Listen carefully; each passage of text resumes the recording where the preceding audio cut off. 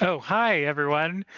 Welcome to our Tuesday night league night. Today we'll be streaming our end of season invitational. What this is at the end of our groups sessions, we have our communities vote on people they would like to see play with against one another and watch as just kind of a nice little end of season invitational for all of our people to kind of just unwind, have a good time, and just enjoy themselves. Now, these people were voted in not only for their extensive knowledge and gameplay. They're also nominated because they're friends of people of the community. So everything here is all in good fun. And thank you so much for hopping in. We will be just a quick introduction. My name is Jogan or Joe. You can call me either one. And I am a player in this league. So the people that you see tonight are people that I've either stomped or been stomped by throughout the week. And if you are here joining us, I'm going to go ahead and pass it over to Sam to talk a little bit about himself and CMSA eSports. No comment on the stomp or be stomped. I've been a long time participant in the league. I think the first season I played with was the inaugural season, season 1.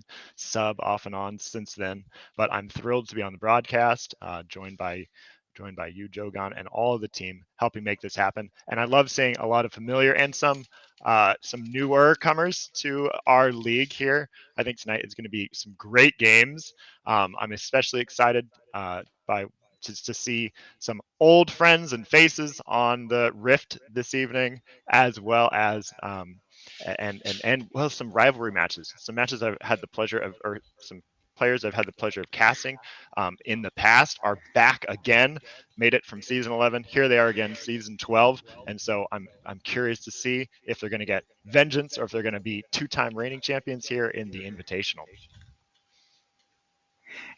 Yeah, it's super exciting. I've played with everyone that's playing today, and I'm eager to see what strategies will be done with regards to bans, with regards to just crazy combo wombo strategies that they're going to have.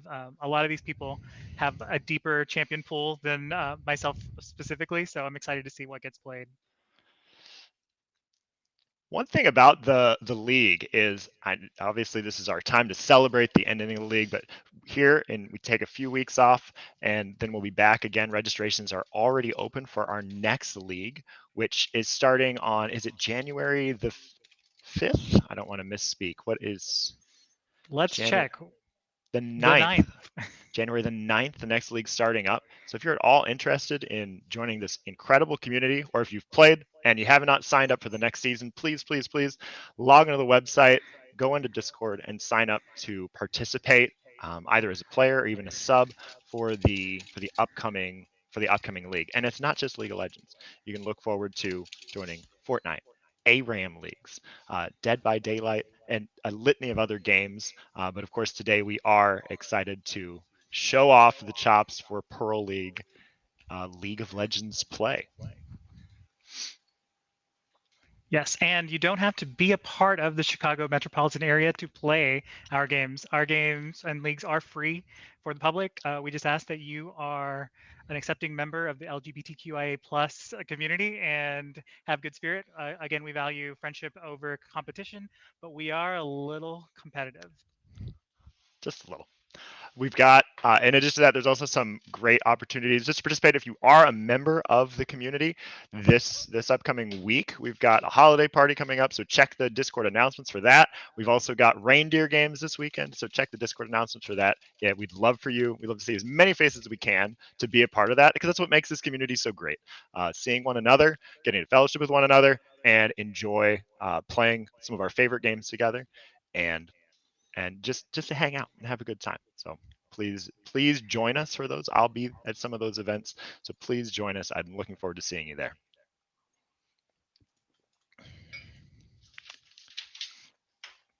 Right. So we've got our players ready to go. What can you tell us about any of these players? Any signature champions that you know of, Jogan? You know you've that we can look forward to today. I know you said you've played with a few of them before.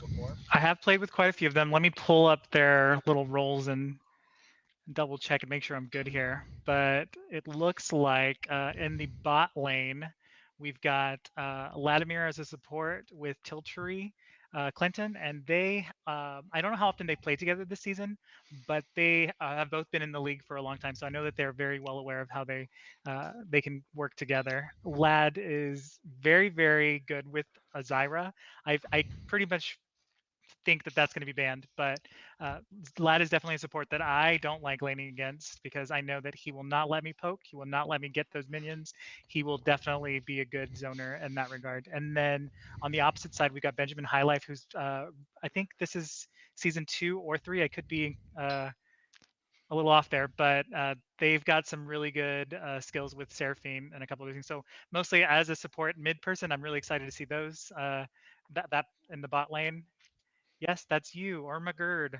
Also, I'm going to be watching the chat, so if there's something crazy, I'll hop that up as well. But that's what I'm excited the most for. But everyone is going to be very exciting and entertaining to watch. Are there any specific lanes that you would like some feedback on, Sam? Because I'm happy to give you some more context on the others. Well, four of the players that I was really interested in when I was looking at this game, I noticed that you've got on Lads Ladies, Homosexual and Kha'Zix, and they're making a reappearance tonight because they were in season 11, and they've got the top jungle kind of synergy going on together. And then you already kind of mentioned High Life and then his ADC partner, who he played with in season 11, Invitational, Captain Felch. And so I'd kind of like to hear a little bit about this duo that's meeting again at the Invitational. The top side of the map and the bottom side of the map kind of split up. So maybe if you have a little bit of anything you know about Homosexual or Kha'Zix and whether or not they play together a lot. So I don't think they've played that much together. They are generally both captains, so they won't usually be on the same team. But I do know that they are very good at communicating with one another, and Kazizik is a very, very good objective-based jungler. He definitely lets his team know when he's getting ready to set up for something, whether it's a dragon or a gank or something in the top lane. But he's definitely a very conscious jungler, and I think that him and Home on the same team is going to be scary for whoever for the opposing top laner, which I believe is Hero Banana. And Hero Banana, great with the macro, really good with big team fights. Usually likes to pick champions that can snowball really quickly. So it's really interesting to see how this will go down.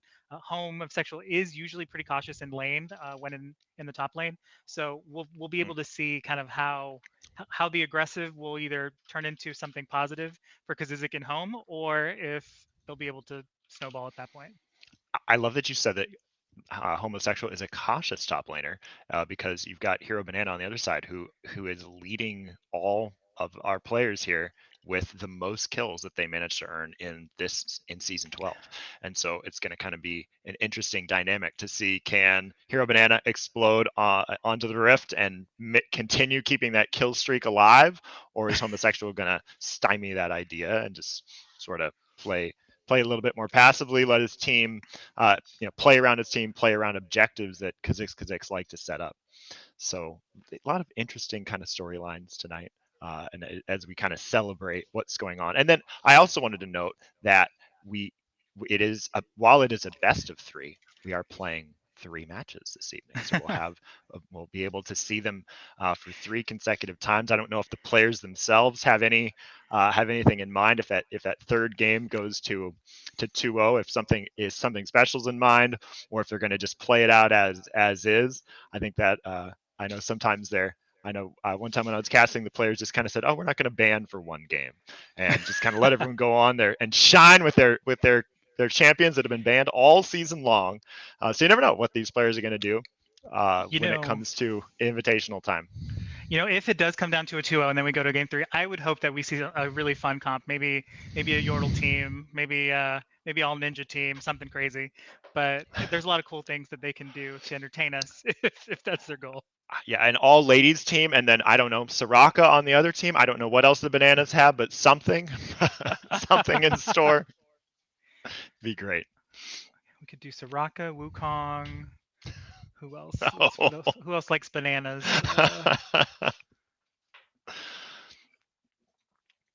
One player I don't know a lot about is Mithra. Coming into this new name for me. Do you know any? Do you have any information about them? Can you Oh tell me a gosh, little about Mithra? Mithra is really good. That's about all I could say. Mithra is someone who when I've gone against, I never know who to ban. They've got some good solid picks, so if you ban one, you're just going to see something else. But honestly, I think the mid lane is going to be the one where I have the most questions for tonight. I'm not exactly sure how it'll go down between both of our mid laners.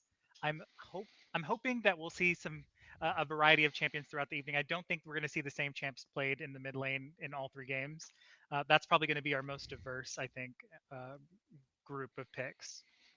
Most diverse, and also the biggest spread in terms of win rate. You've got Skippy McSkipper over here, who's sporting an incredible 27% win rate on the season. So it shows that you don't have to win all the games to make the invitational. If you're someone who's great to play with, if you can keep that good attitude and just kind of live within the spirit of CMSA esports, you'll make the invitational, just like Skippy Skipperson here. But he's got his work cut out for him because Mithra on the other side's got a 61% win rate on the season.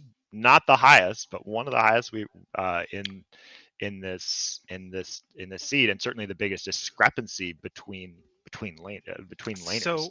So as we look at that discrepancy, you can also see that Skippy has had to play a lot of different champs. All of his highest mastery champions are always banned. That's the hard part I think for Skippy. But with tonight, with all of the heavy hitters and things like that, I don't think we'll see Skippy banned too far in to this to these pick and ban roles. So I'm hopeful that we'll be able to see one of his more shining stars, and you'll see some better output on him. Well, I'm sure regardless, we'll see a lot of shining stars tonight because all 10 of our competitors are completely fabulous and ready and getting ready to go. I love seeing them all log in early, and I don't know if they're talking about strategy or just talking about the wind. But I know that they're going to have an incredibly fun time tonight, regardless of the outcome. Fully agree. And I will not apologize, but just state that my dog may come by around. Her name is Tati. If you see her, she'll be on the stream. So thanks to Jaybird for asking. Her name is Tatiana, Tati for short. She'll be around. Sorry for the floor cam. Please chat call that out so I don't miss it. So I know to look away from the action and specifically start commentating on your beautiful good boy that you have, or good boy girl. Good girl That you have. Yeah, she's usually pretty good. Thank you. Highlight for the biddies.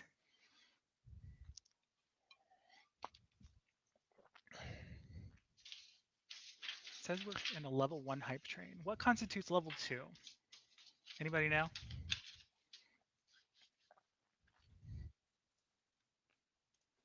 Damn. That I can't tell you, but I do know. I feel the hype though. I don't know if it's because we're in a hype train or just because we're getting ready to start watching some incredible players.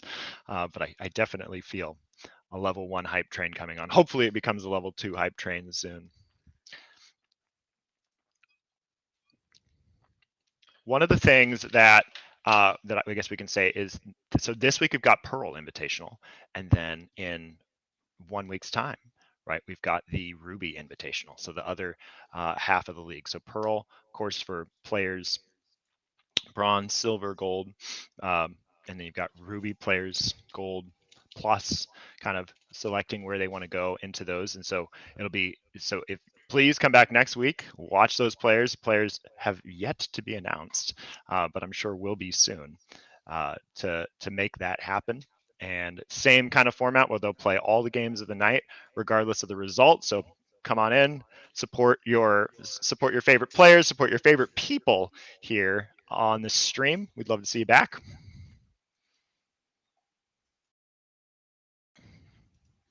It looks like Vladmir's team will be having side selection. They've already gone their coin flip for this for the beginning of this game. I assume they're going to go blue side, but you never know. The other thing to bring up, let's see. We're going to talk about the way we do our bans within our group to make sure that people are not fully banned out 5 champs deep.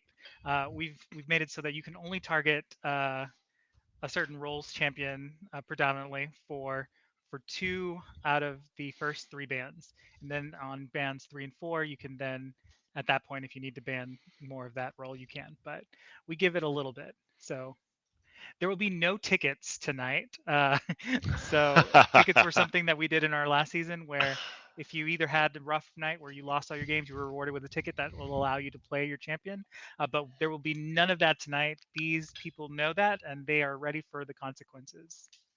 My favorite was on like the final night of the week or the final night of the league, watching players with all these unused tickets. Like, what do I do? What do I do? I've got I've got all these unused tickets, and can I just like play 2 champions at once or something? Well, just a quick note to those with tickets. I'm sorry, they do not roll over to the next season. Apologies. Oh. Well, luckily you But can stay start tuned. yes, start earning them next season.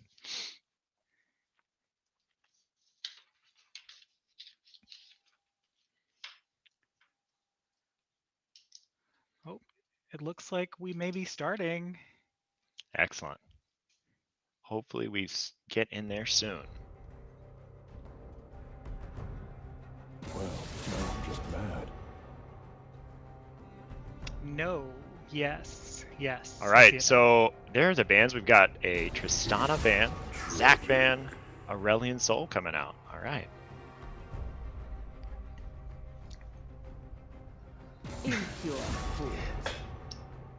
Vayne, such a strong ADC. So much playmaking. Not going to see it in this game. Sejuani, big tank ban.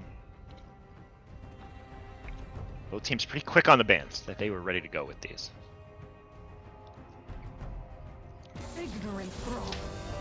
Diana. Okay. Amumu is definitely one of Kha'Zix's safest and most volatile champions. He's got a good Q hook. He knows how to flash Q, get everything he needs, and I'm curious to see what the other team decides to do in response to Amumu.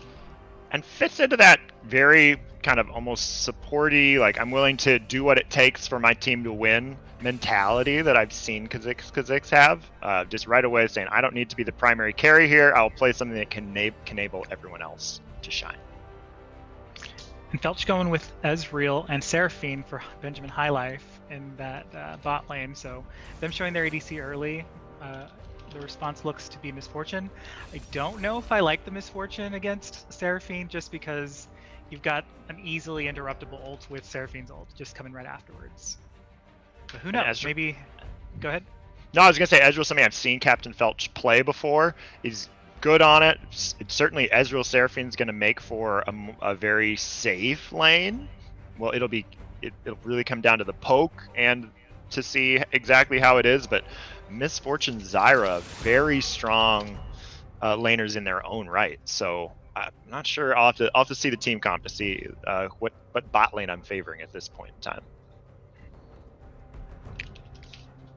We've got Briar. Now, I'm going to assume this is Briar jungle. I have seen a couple of our members try Briar top, but I'm pretty sure this is going to be their jungler showing.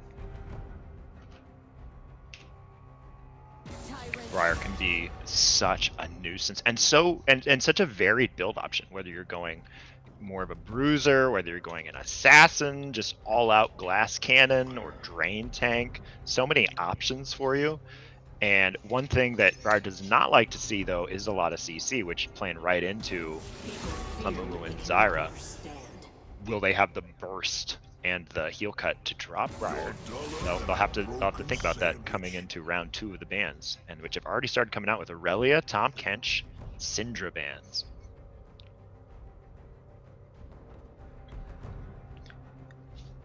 With Syndra being banned, I'm confused as to what they want to go against, because they've banned Aurelion Sol, Syndra, and Ahri.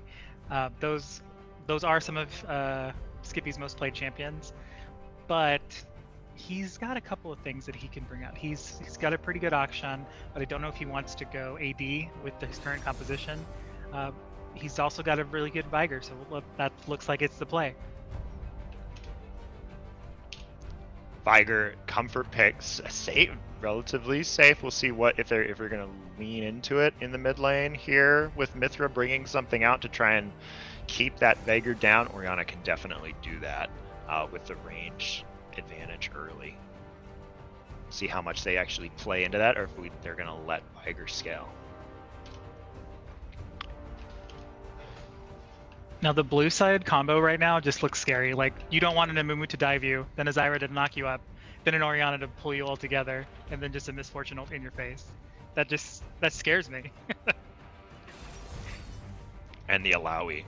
Alawi always seems to show her face in these invitationals. It's such a popular pick amongst the league and difficult to deal with. And so I like the Alawi pick, especially if you've got some comfort on it. Alawi does seem strange with this team comp. However, I know that with home playing Alawi, there's going to be a lot of split pushing, and Alawi can do that rather easily. And like you said, the 4-man group with Alawi split pushing with an Amumu, Orianna, Zyra, MF, that's a tough 4-man kind of group to try and break. So that's definitely going to be the idea, is they're all going to say, goodbye, homosexual, go do your thing in the top lane. We'll win the game around you. So we've got a couple of stats here for you guys. Looks like we're going to show you a little bit about our ADCs. Again, we saw the Tristana ban. We do see Ezreal coming up. Ezreal had a 75% win rate for Captain Felch this season, so it is definitely a comfortable pick for him. And Misfortune is most definitely Tiltree Clinton's best AD carry. So for them to let that go through means that they've got a little bit of confidence, but we'll see what happens. I'm Looks going to like we let have you a keep stat for taking Quadras. this. Sure, yeah, we've got a little bit of stats for Quadras, but go ahead.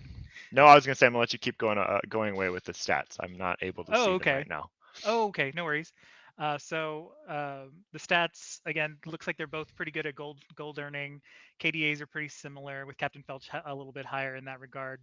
Felch does definitely stay a distance and doesn't go into team fights unless he thinks he can come out with a net positive. So that's definitely going to be something to see, especially with Ezreal being able to weave in and out.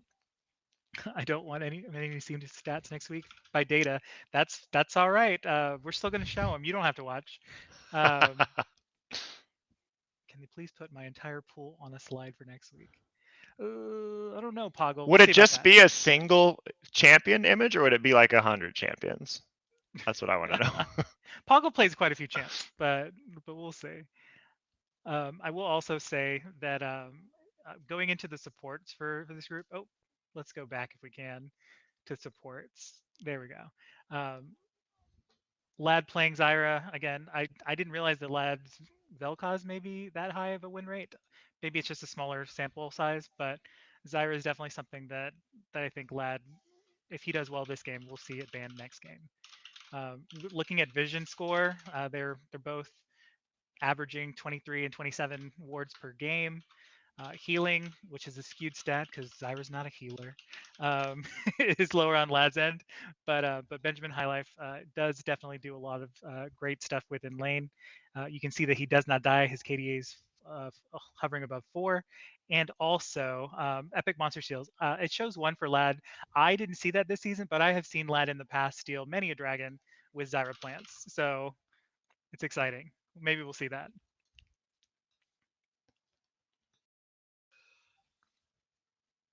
Did you say the most e-girl stats page because of all these girlies? Is that what that means, Data? I think that's what you're meant to say. Looking at the top lane, our stats here, we've got 100% win rate. So I don't know how many games were played by home with Tryndamere and York, but I will say that home's Tom Kench is definitely a very formidable opponent. So with him going Alawi, it's not listed on here as one of his top champions, but he definitely knows how to split push. So I wouldn't be too nervous in that regard. And then with Hero, I'm a banana. Got a 100% win rate with Mordekaiser, which he is playing this time. So if he loses, that win rate will go down.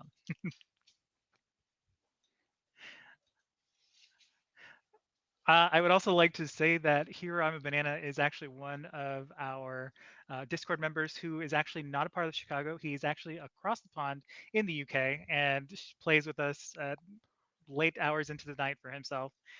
So we're happy to have him and excited to see how he does tonight. I did not know that. What a hero. That's incredible. And to be playing with the lag.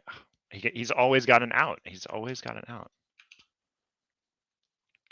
I'm surprised to see that 0% win rate on Jax, but that was just crazy. But because he's pretty good with them as well.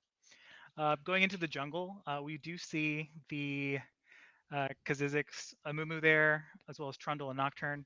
I will say I don't think he plays Trundle that often comparatively, but another champion that's not there that you would sometimes run into would be his Warwick. So all of those champions, great. He's really good with the engage. He likes to go in. He likes to make room for his teammates. And then Zrozen. Zrozen also with the Amumu.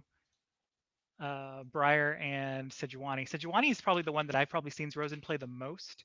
But I'm interested to see how this Briar goes. I don't think I faced Rosen on Briar before, and if I have, I probably just got deleted. And that's exactly what Briar wants to do, so it makes Correct. sense. So looking at the team comps overall, do you have any predictions for us?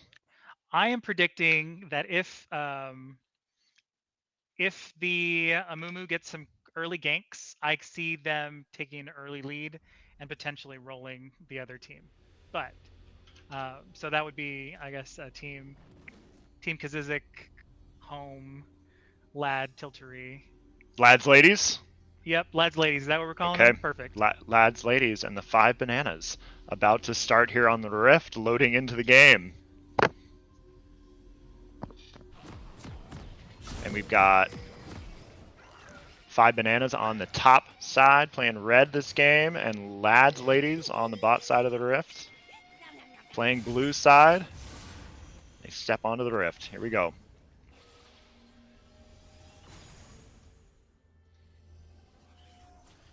Welcome to Summoner's Rift.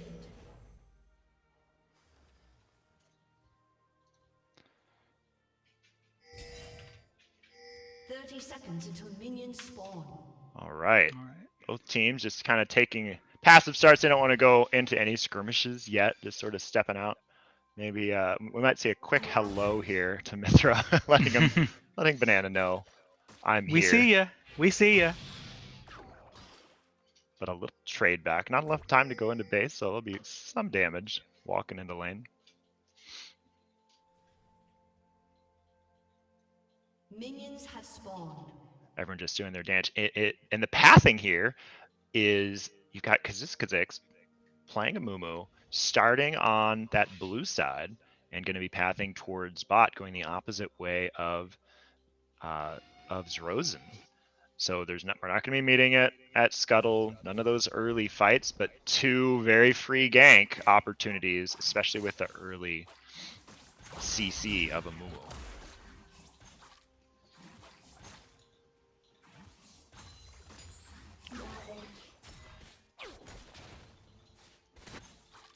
Looking at these 2 teams, where are you expecting to see first blood?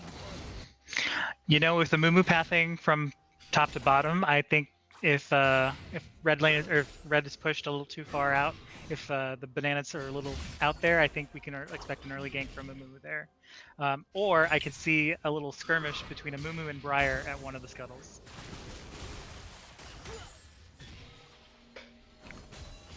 I always love to see a top lane just fight to the death at level 1 or level 2 to just see who has it. And I'm a banana wants to go straight in. To make that happen, Mordekaiser easily winning this combo and continuing to extend the trade as long as he can, taking going to be all of Homosexual's pots or corrupting potion charges to get him back here right away.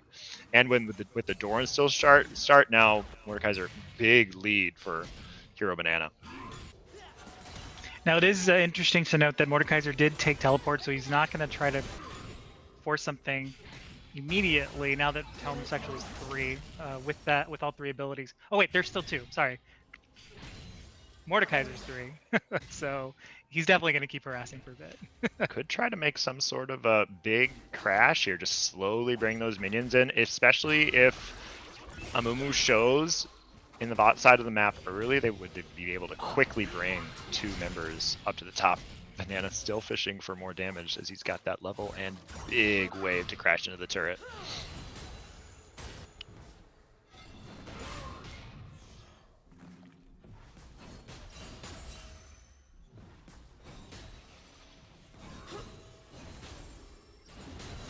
Now with junglers. Go ahead. With them both being, with them both being 4 now, I do see Home being able to catch up a little bit, especially with just farming and keeping everything. Especially now that it's pushed into the turret, makes it a little easier to farm. But Briar is coming top, potentially for a gank. This is the danger of that big wave crash. If you let it, it can come back out and really leave yourself exposed with a health deficit to any jungle. So we'll see if Hero Banana is going to let that happen, or if he's just going to push this next wave back in and continue to try to deny. It looks like Rosen is going to look for something mid instead. Going the long way to try to get around Mithra, who's someone's pinging right on him, so they seem to know about this, playing the bot side of the map. There comes the cage down by Skippy Skipperson. A lot of damage down by Zrosian. Meanwhile, in the bot lane, big trade off camera, and a High Life going to have to take it back to base with a sliver of HP. So all 3 lanes decided to go for it at once there. Somebody wants that first blood gold. And that's the thing, anytime you're playing in a show match like this, I know one of the things is, right, you want to do well, but I'm always thinking, I don't want to be first blooded. Please don't let me be the one to die first. who will have the honor of the first death of Season 12 Pearl Invitational? It's got to go to someone. Oh, Home with a good grab there, able to use the turret to help do some damage. Get the curse on Mordekaiser. Slowed and he's going to have some trouble getting back there. Both of our mid and Kha'Zix arriving to top against the Banana.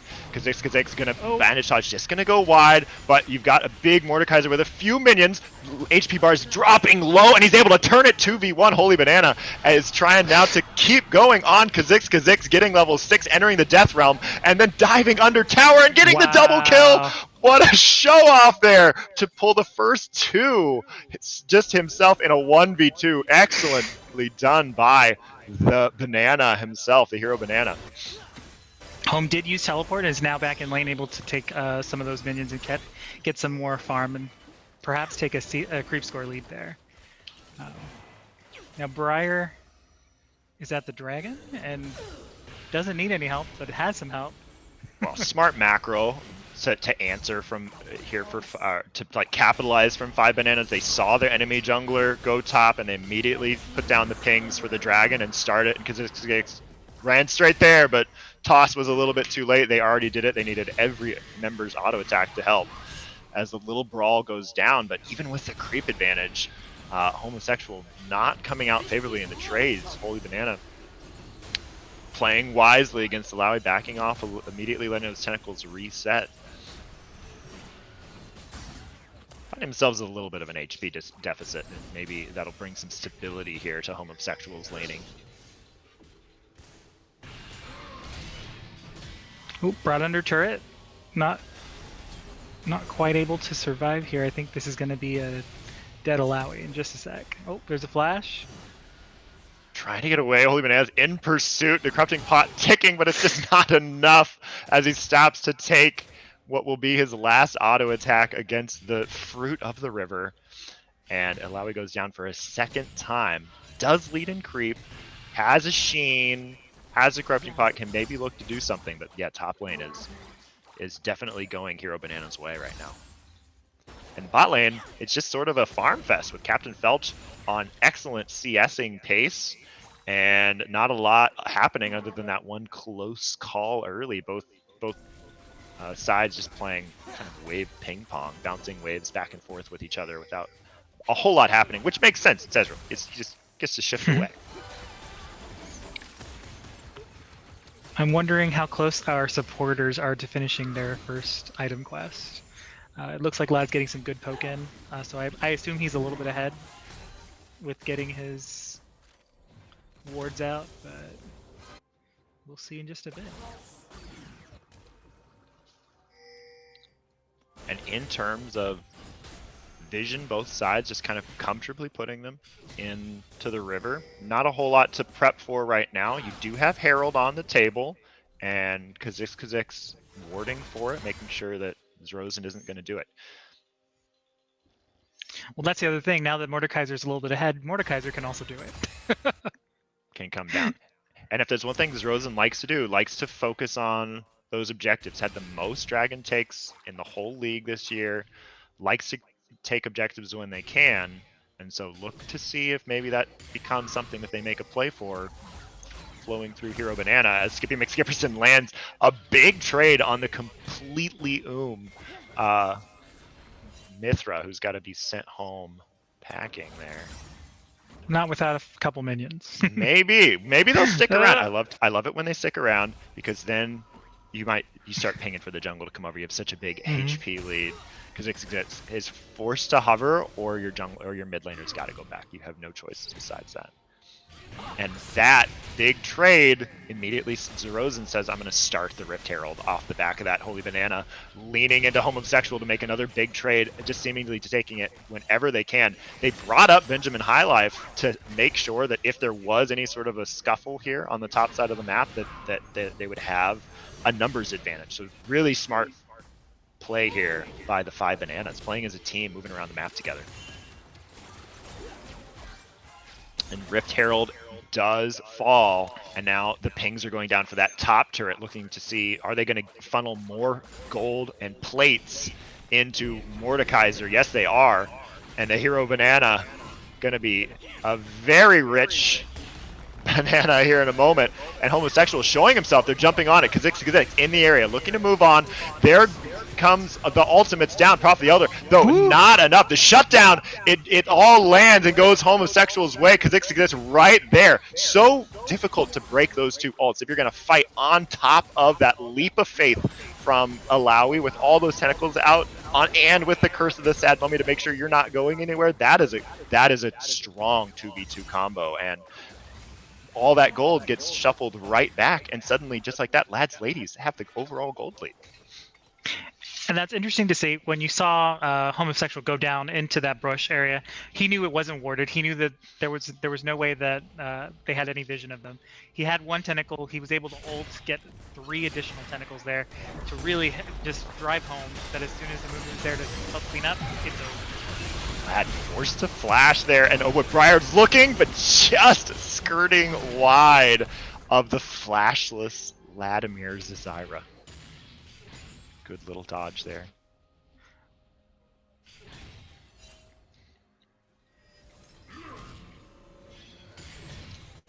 So, in terms of some items, no major mythics completed yet. Oh, but we've got something happening in the bot lane as Kha'Zix going down. Zrozen, though, arriving right onto Zyra, but he's going to immediately pay for it with his life. They're trying to chase down Captain Felch, as Tilbury Clinton just going to put a bunch of damage down onto the completely resourceless Ezreal, forced to go back to base. And are they starting up Dragon, or are they just getting vision there? They're starting up the Dragon, and looking to match it at 1 dragon apiece here after that big gank and victory for Lads Ladies. And they also know that Briar does not have ult, so it's a safe dragon. They know that Briar's gone after the kill, so there's no easy way for Briar to get to that dragon. So I think that was a great decision to just take that right then and there.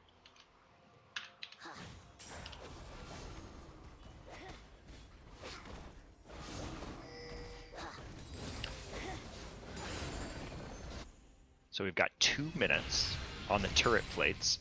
If any team is going to make one final stab at trying to drop some plates, you've got Holy Banana going to be trying to push away at Homosexual, see if he can get any more of that plate gold. You've got Briar and Amumu both going to be looking for ganks here momentarily. As Vladimir coming through mid lane just to support Mithra. I don't know if they need a back or if he's just trying to set up some vision on the top side of the map, but has decided to leave Tilbury Clinton solo in the bot lane.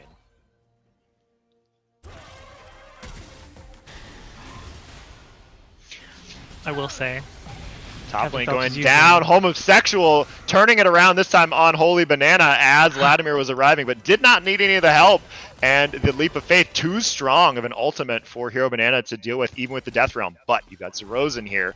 Knowing that Tiltry Clinton is alone, having seen Vladimir's Zyra up in the top, they were thinking about crashing it, and he does cancel that back. Are they going to attempt a 1v3 dive here? Zerozen going to back off. They don't want to risk it right now. Or do they, as he walks back over to the turret? The CC comes down from Benjamin, and there it arrives. Zerozen coming in. The ultimate comes down. It just goes wide, but it was too little too late. And Tiltry Clinton out of there, and perfectly done. The tank to the last auto. So they get to try and quickly get those plates before they fall here in less than 30 seconds.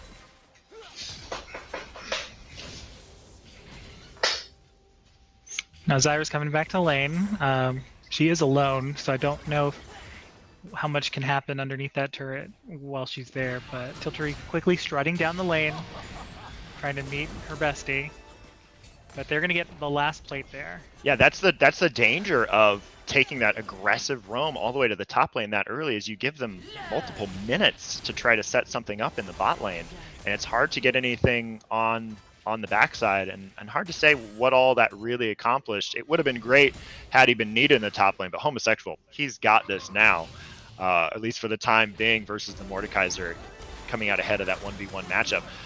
Vladimir baiting it out though with going golden, bringing down a beautiful ultimate, and right on top of that comes the MF ultimate. Bullet time away. Captain Phelps, it falls in immediately. Benjamin Highlight getting too close, getting taken down by the grasping root. 2 for nothing. So well played. The bait from Lad on with that. Zanya's component was exactly what they needed. That was crazy, but now here comes the response in the top lane. Let's see if they try this. Malawi go in with her ult there, but not able to do too much, especially with Rosa not being hit by that ult. So that's going to be another reverse shutdown. Trying to flash away at the end, unfortunately, just losing it for free. Zerozen did exactly what he needed to do. The ult came down, Death Realm happened, and just sat outside of the ult. Didn't take any of the damage, so it was hard to get high value out of that Leap of Faith, and they played it well, getting the, like you said, the reverse shutdown, which is going to allow Holy Banana to push on to this top turret, knowing full well and having vision. This means that first turret going to go to the side of the 5 bananas. No, actually, the first turret was on the bottom lane. It went bot side just a moment ago after that. Yes, just before. Good call, yep. good call, good call. So Lads, ladies picking it up.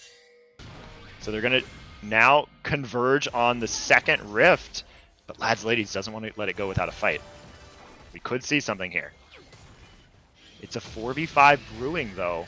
Everyone coming up here except for Captain Felch.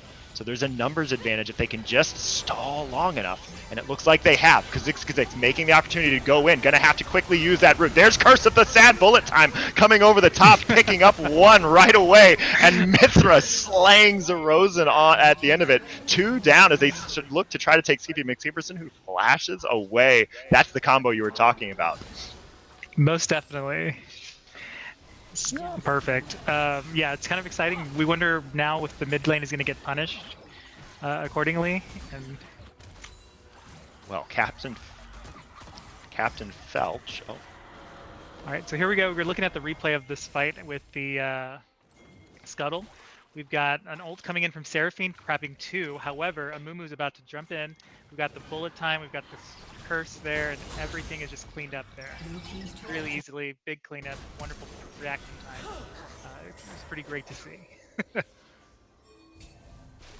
And that's gonna be the combo. That's gonna be the thorn in the side of 5 bananas the whole time. They're gonna have to be ready to play around that if they're gonna have any hopes of coming out on top of these team fights. And right away we're turning around, but some of those powerful ultimates yet to be back. So now 5 bananas moving into the dragon, trying to secure this for their team. Benjamin Highlight though taken really low. Watch your HP as he starts walking away. And here's Homosexual arriving. Once again, we have an all-out 5v5. Shelly making their way to the mid lane to try and drop something. TP in the back. Will we see any action here at Vladimir? using the ultimate, comes up short. There's the bullet time, instantly canceled though. This time well played. Kha'Zix gets forced to facts away. Briar, you're coming in. There's no choice about it. Oh, Taking a ton of damage down instantly though. Mordekaiser shutting down the misfortune, and it is a rout this time in the favor of 5bananas, and it's still going. Zerozen though trying to get away, but can't make anything happen and falls. So you've got 2 for 2, but the dragon going over to the side of 5bananas.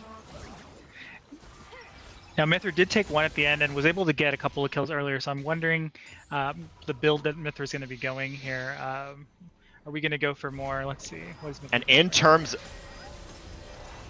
You're good. So looks like Mithra might be building Leandry. He's just finished it, or is about to finish.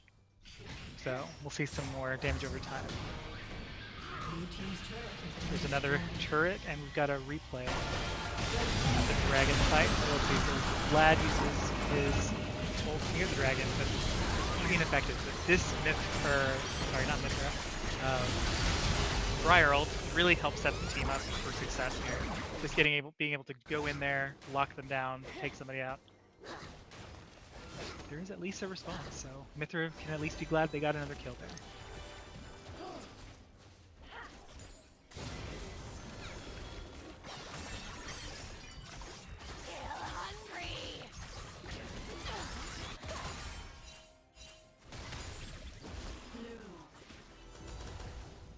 So now with the game state, if we take a chance at the items, we've got some mythics complete. Captain Felch on Ezreal completing that Trinity Force, always a big power spike for Ezreal.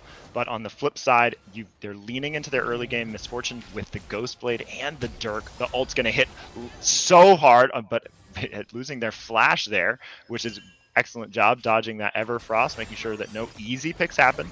Zerozen, though, looking to find something on Mithra, but he's got a whole Amumu right there. The grasp of the grass comes down and now completely locked up by Latimer as Mithra's able to continue to stop piling on the damage. Homosexual arriving, chasing down Captain Felch, but there's not a lot left in the tank in sort of catch potential as 5bananas able to just limp away with one member down. But you still have Latimer's latest trying to push up, seeing if they can make anything happen around this tower, and it's half HP. Looks like they're committing all 5 to this, but they've got to watch out because they've got Hero Banana in the top lane, free farming, free pushing, and they've got a lot of wave clear to deal with this mid, so it's going to be tough to break.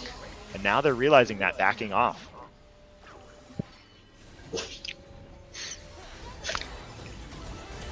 Getting stopped, and everything goes down. The dodges come out. Briar's ult just ending up short. What a flash after the initial panic. You're just mashing your key there to try to get away. They really wanted to grab that kill on Alawi there, and they just weren't able to get anything, which is crazy. But what it will allow them to do is get a lot of deep vision established, perhaps prep for the Baron area. They have a very good Baron take that they can start here, mostly because of the Veigar can just cage off one of the entrances that they're trying to come through. They have a good fight, but they're making the right call here to turn right away onto Homosexual, who's the first one to see, and they're going to burst down. They're going to try to put that bunch of damage down the Alawi. Mithra immediately, though, taking out the Ezreal, popping him. And now this fight has just gotten messy on all sides as the Stranglethorns come down, but doesn't do enough damage. 5bananas continuing to push into the territory, but you're in the wrong choke point. The tentacles have put down so much damage post-mortem. Skippy McSkipperson going for the double at the end to try to equalize. What a messy fight from both sides as you have 7, 8 deaths all at once. My gosh. The mid laners just get to say, well, we're fine. It was a good fight. It looked like it was just going to be a clean pick onto Homosexual, who survived with a sliver HP. Mithra steps up and just makes Captain Felch banish them from the rift with the full combo, the command attack, dissonance, shockwave all together, and it just was nothing doing for Ezreal. Couldn't put anything out, unfortunately, Captain Felch with that Trinity Force, but still their team managed to come up 4 for 4 there. No Baron yet, and now all the attention is going to shift to the Dragon side.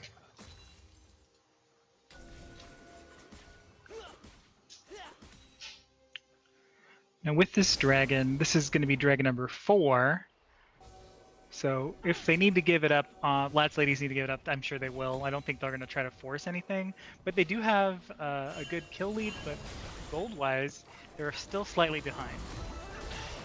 At the rate these two teams are fighting, though, I'd be surprised to let them take this for free. It seems like, especially with Ezreal Seraphine, they like to at least poke at the objectives and ask difficult questions of Lads Ladies, such as who's going to go deal with Mordekaiser, because you might want to take this for free. Benjamin Highlife disengaging there with that encore, making sure that no harm comes of the team, and there's a TP from Homosexual to answer the hero banana in the top lane, and now they will claim their dragon, getting a little help with the true shot barrage from 5 bananas.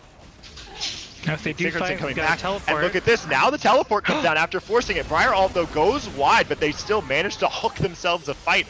Lad is going to go down. There's the bullet time, though, going on to 3. Captain Felch forced to heal and flash away. Skippy Skipperson taking advantage of all that damage to land an ultimate and take them out. And now they've flashed the wall, going on to Tiltery Clinton, and there is Holy Bananas saying goodbye to that misfortune and getting one more. Mithra forced to come back into it.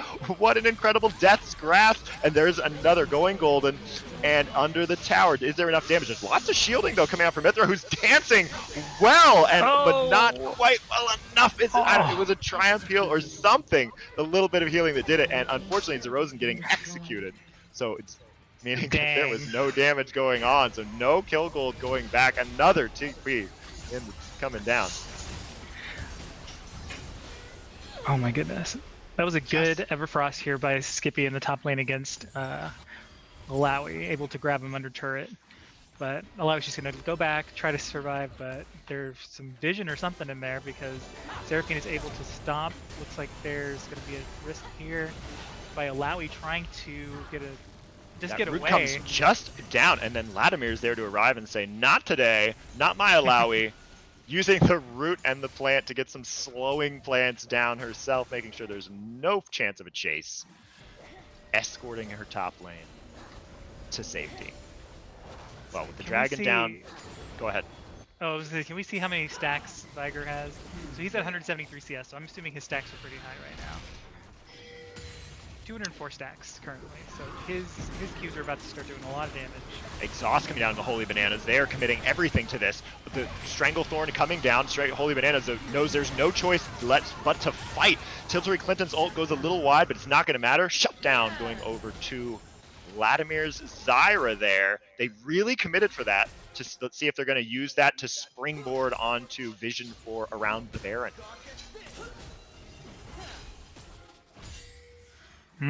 Quicksilver Sash on the MF. Says that I do not want to go into the Death Realm Holy Bananas, and I do not want to dance. Not today. Not on the Pearl invitation. Okay.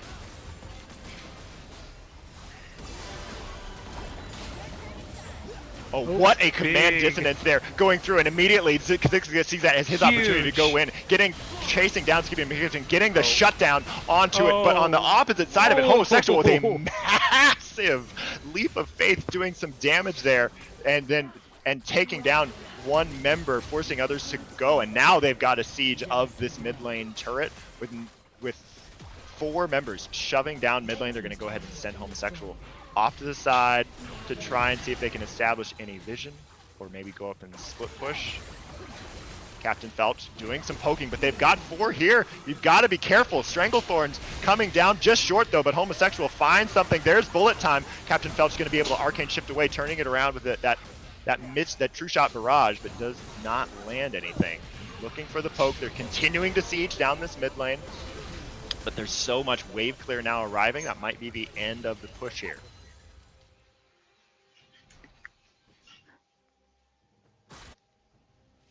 You got some good engage. Go back. Spend your money. It's fine. The one thing that does allow them to do is now, anticipating the reset, you get to move in as a team to this river, take over vision. Lad wants to know when that happens, so is making sure that he's aware of what wards are going down and what aren't. Trying to show up that vision score. He was number 2 in the league for vision score, right behind Benjamin Highlife on his opposite.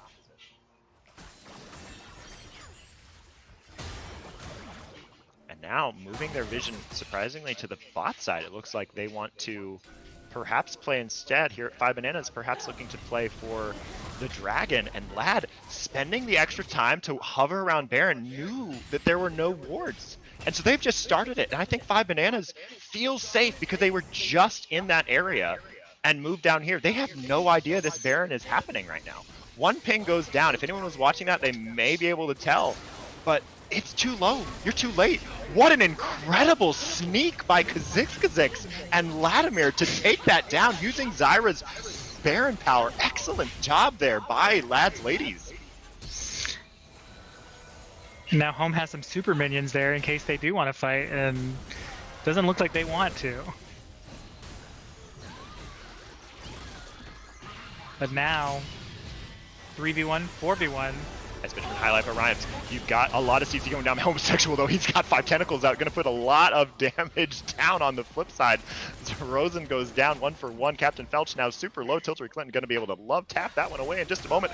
Playing with their food, perhaps, finally getting vision and going. But Holy Banana has been able to come up and will just Death's Grasp Tiltery Clinton. And this is not a 1v1. You want to find yourself as an AD carry. And not surprisingly going down. Benjamin Highlife, though, getting one shot, the full combo of Mithra, enough to just take them down. You cannot get that close into this Mithra's Orianna, who has proven that what this build that they've gone has the burst potential to take out the squishies of 5bananas.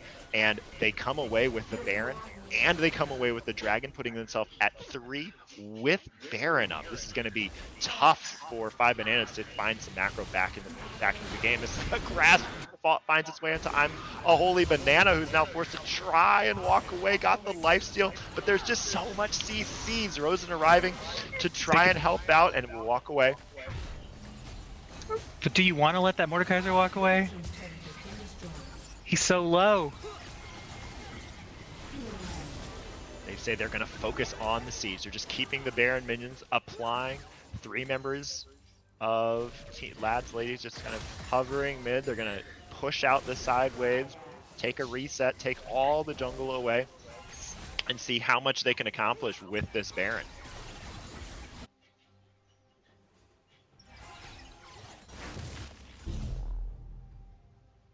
So if you're Lad's ladies right now, what are you thinking? What's the game plan? You're riding here. You've got 3 dragons. You're on Soul Point.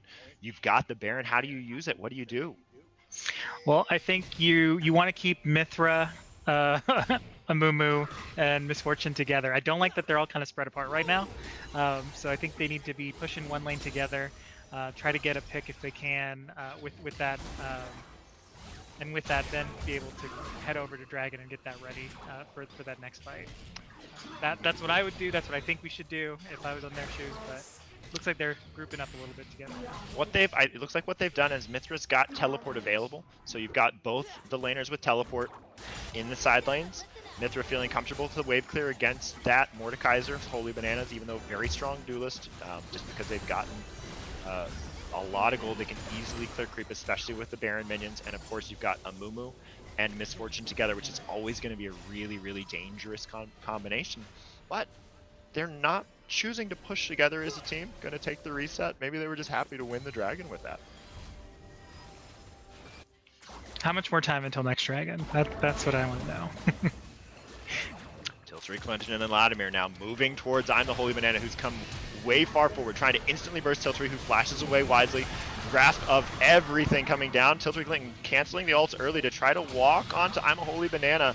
Mithra, though, gonna go golden, waiting out the Zanyas as I'm a Holy Banana, who's just staying alive forever. Briar now says, I'm gonna join this fight. You've got a lot of low HP bars. Briar gonna start eating them out. Zerozen now, what a great survival there by Hero Banana to do so much damage, stay alive for so long. Zerozen hitting the long range ult, picking away the double kill. Surely now Vladimir will fall. Everything now falling 5bananas way as they're also single-handedly sieging down the mid lane with the remaining 3 members. What a turnaround, just because Hero Banana was able to stay alive for so long in that top lane.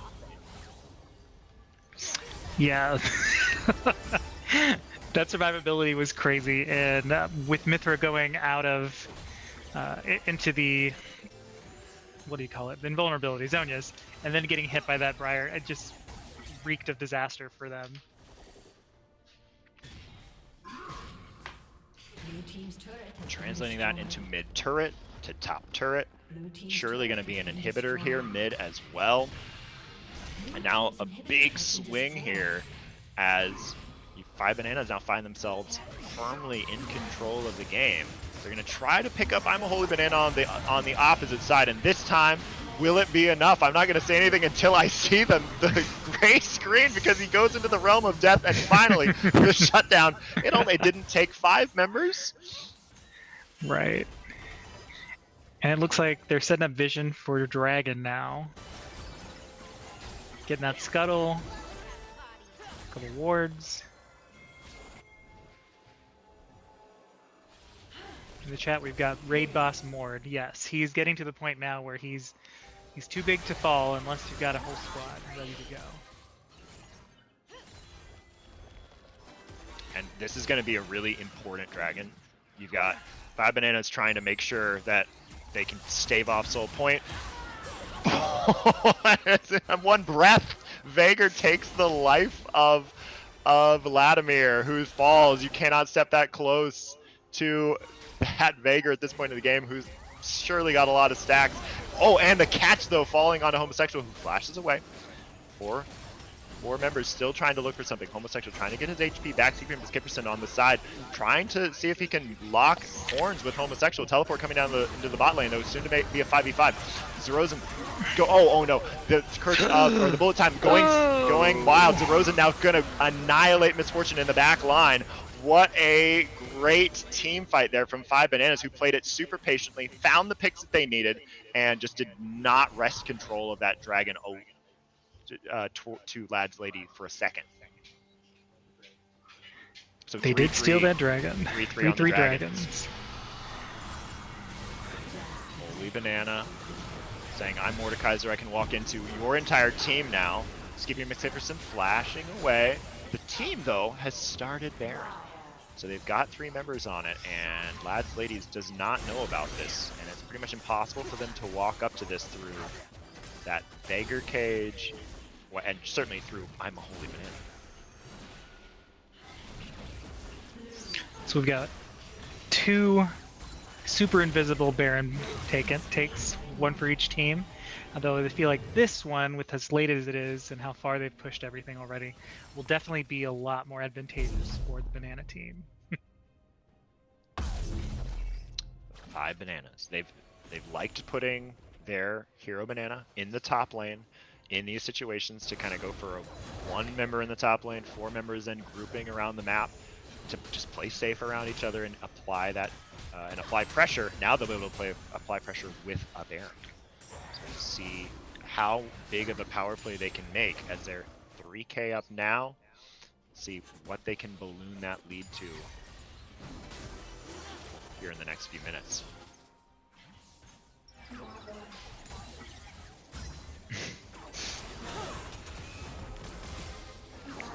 So we've got an abundance of Quicksilver Sashes is what we're saying. Everyone's afraid of Mord. And you rightfully No one so. wants to see that Mord. No one wants to see the Veigar cage even for a second, because you're going to lose all of your HP bar. So a good purchase, but paying that Mordekaiser tax, that's a lot of gold. You're already down 3k and you've invested 3 of your members into QSSs. So you're in danger of just getting stat checked when you go into these fights now, even with your good combo. It means that you have to execute. The last couple of bullet times have not been able to be layered. Not that they've been missed, but they're 5 Bananas playing well. Here comes a bullet time, and it takes out the shield of Holy Hero Banana, who walks away. That's the point we've gotten to with Hero Banana here, who is now just laying siege to the top lane as the rest of the team lays siege to the bot lane. And now you're without a big ultimate. How do you fight in this situation? Lad flashes away immediately, making sure that he does not get hit by that Hero Banana, who takes a few turret shots, but still at a comfortable HP by Mordekaiser standards. Skippy McSkipperson taking the long way, the short way through base, a few tower shots.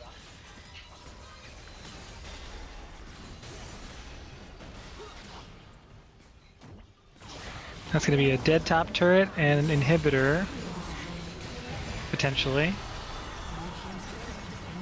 fight comes down. Skipson trying to just blow up Tiltery Clinton. Can't quite get the whole HP bar, so there's one ultimate down. Holy Banana pulling in Kha'Zix, but can't do anything with the grasp yet. Vladimir looking for it. Briar's going to force to be coming in, which means Vladimir is no longer in the fight anymore, and they're going to now completely lay siege. There's no inhibitors for you, and it's a matter of can we keep our Nexus turrets up against this homosexual looking for something in the mid lane, but he is up, and the only blue member on the team right now from Lads Ladies going all the way in and going down to Captain Phelps as the whole team just decides to kite him out and not try to counter engage at all.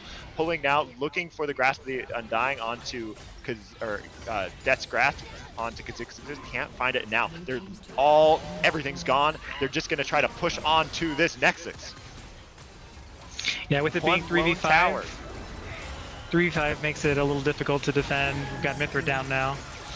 Another bullet time. Probably one final bullet time. It's again forced to cancel early and run away. The tower's HP is falling. Kha'Zix gets grasped back in there, and that is it. Game 1 going to 5 bananas.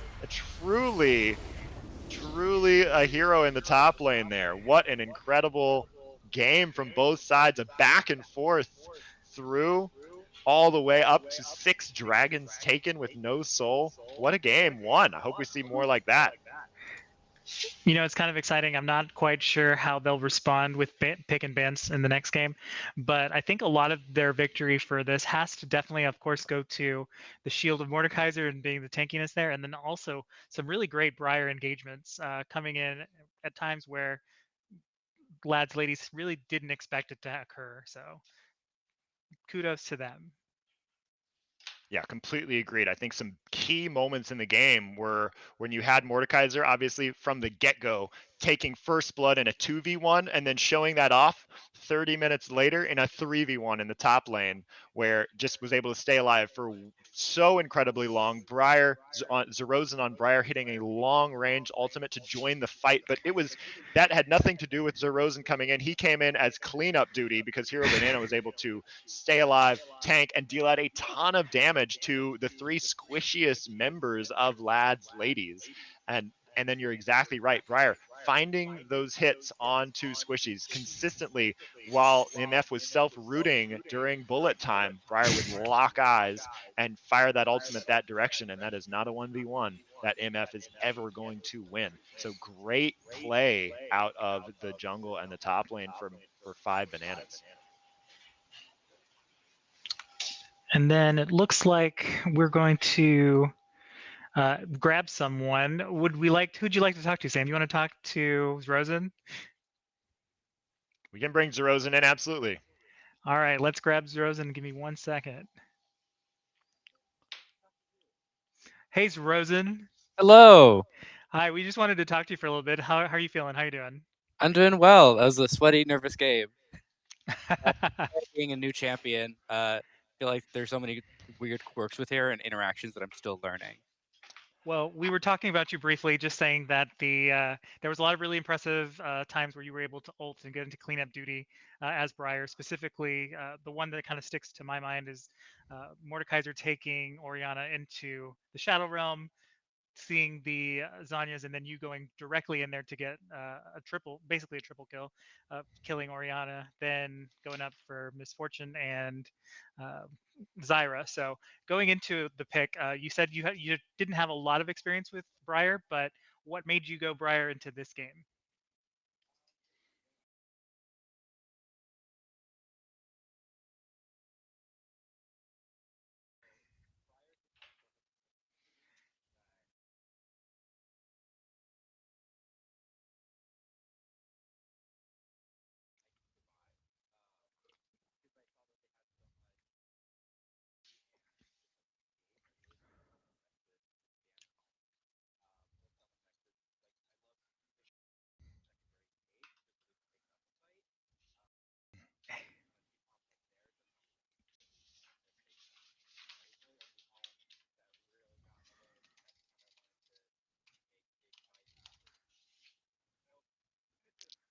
Okay, well, thank you for that insight. We're having a little bit of technical difficulty with hearing Rosen on the stream, so if anybody can work on that, that's great. But just to reiterate, we were able to see, there was a lot of engage and squishiness. So Briar just seemed like a good pick. So we're happy with that, and we're happy to see that thought process led you to a victory. Going into your next game, is there anything specifically that you think you'll need to change or adapt, or do you fear that your Briar will get banned? What do you think is going to happen going into game 2? Well, with Kazik playing similar champ pools than me, it'll be interesting to see which one of us picks first. And if some fun unseen picks come up in the next couple matches. Now that we already have a win under our belt, it might be fun to try some new stuff. Okay. Sam, do you have any questions for Rosen? No, I was just gonna ask, what does it feel like to hit those long range Briar certain death ultimates and know that I'm going in? Good decision or bad decision? Was your heart ever pumping on some of those, or did you always know I'm ready to go for action? Oh, every time. Just like if you watch, there's one part where I ult from basically our Nexus, and I know, oh, this is a really good fight. I'm really excited. I'm gonna get in there. I'm gonna mess things up, and then the fight disengages, and their team gets up to a Mumu, and I'm like, oh no, if I engage now, like I'm just absolutely dead. And you see my ult fizz out at just the edge before hitting them. So it's feast or famine, luck, like all in, all death. Like but it's an adrenaline rush every time, no matter what, which is why I really enjoy her. She's a fun champ, so hopefully we'll get to see some more of her tonight. And if not tonight, then I'll see you in League next season. See you next season. Thanks. All right. Good Well, luck in thanks, your Rosen. upcoming games. Yep. Good luck in your next games, and we'll see you in just a bit. Yep. All right. So with that, I'm going to head and hop off. Your next commentator, Sam, is going to be Grimrose. I'll let them introduce themselves in just a bit. But with that, have a good night and enjoy the rest of your games. Absolutely, great job tonight. Thank you so much for casting and being part of this team. Enjoy the rest of the show. Oh, I'll be watching and commentating.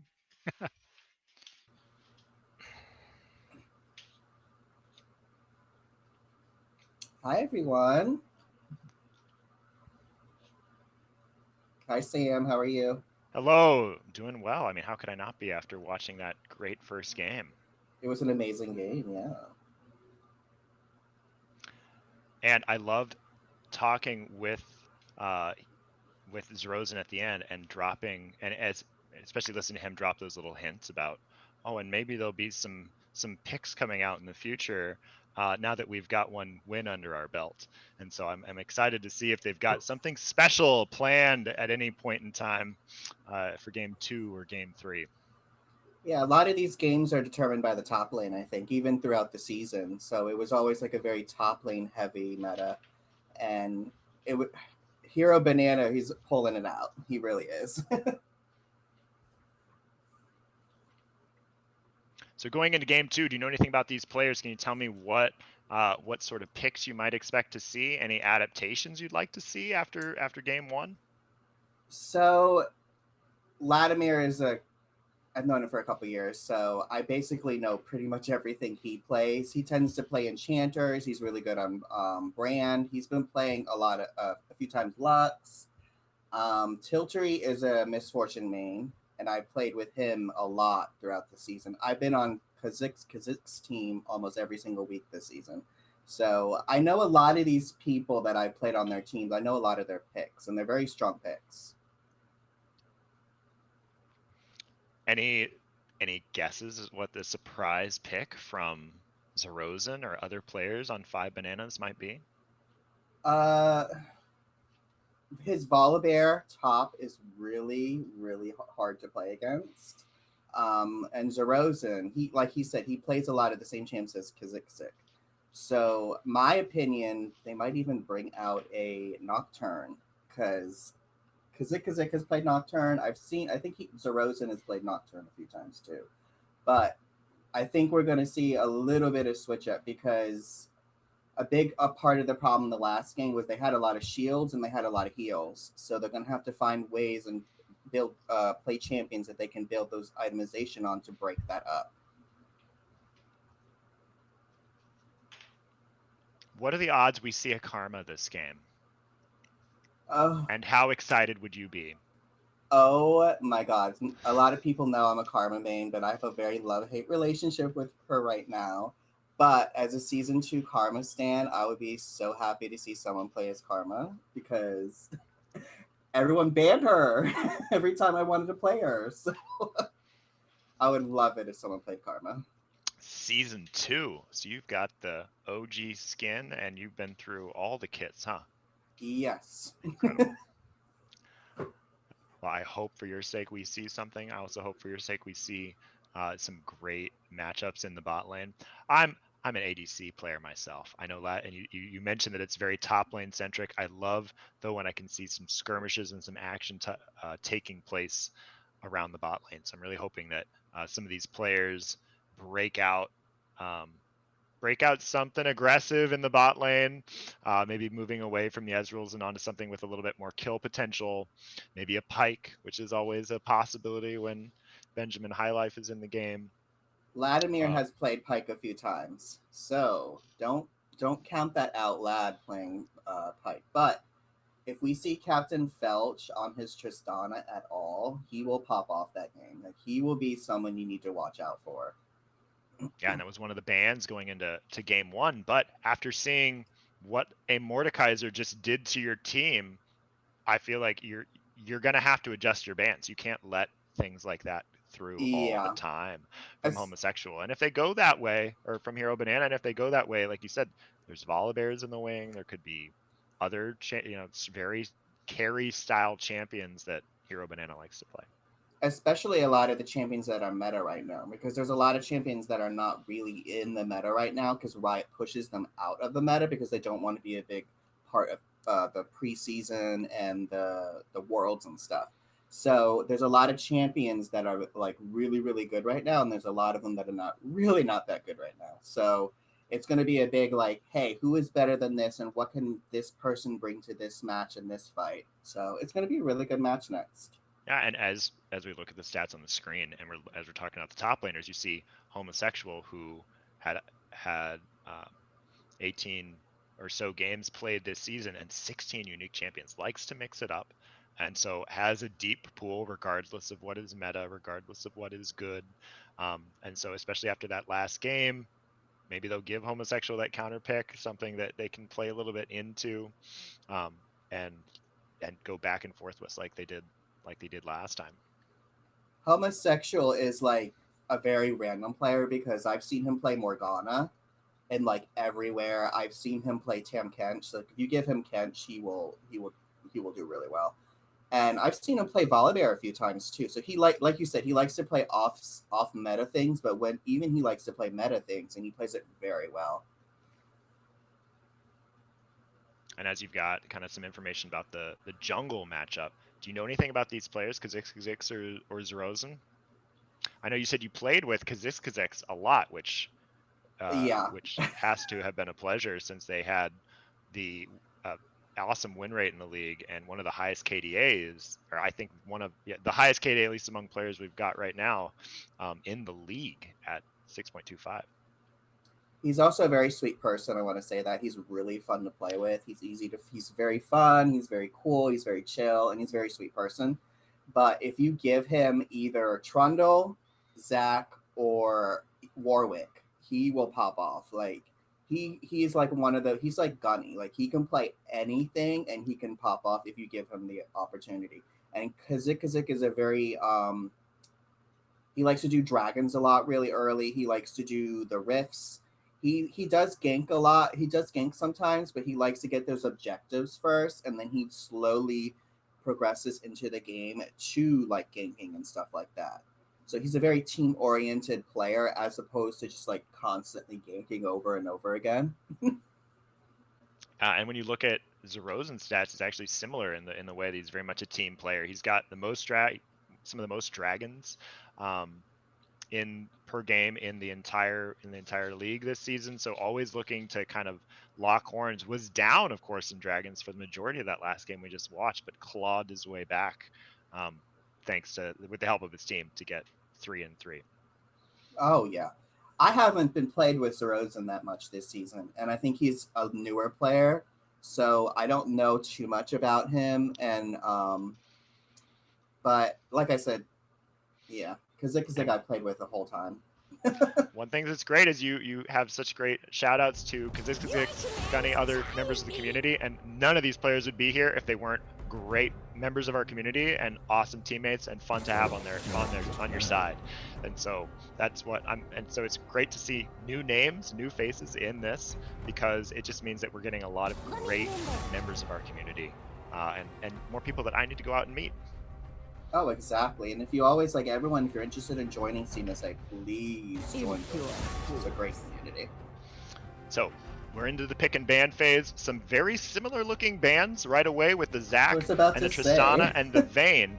But one new ban is that Veigar. They said that Veigar, the scaling, the cage was just too much catch, and they're going to do away with it. And not surprised at all to see that ban. The problem with banning out anything on Skippy is he has a whole plethora of like different champions he can play mid.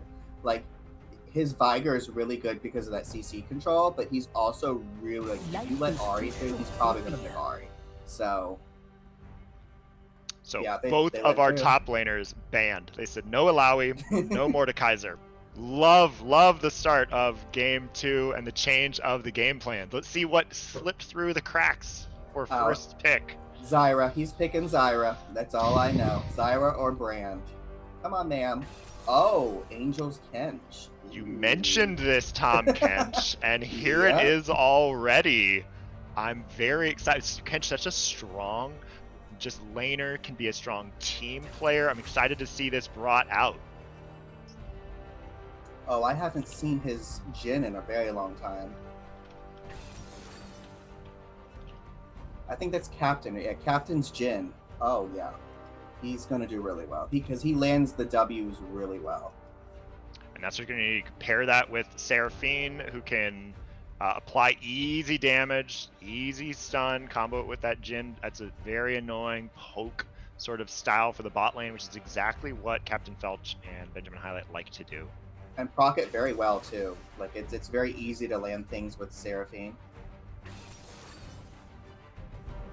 Oh, look at that, though.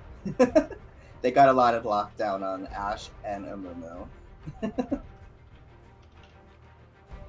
And multiple go buttons now for on the side of lads, ladies, just ready to say, shoot out that enchanted crystal arrow, get Curse of the Sad Mummy down.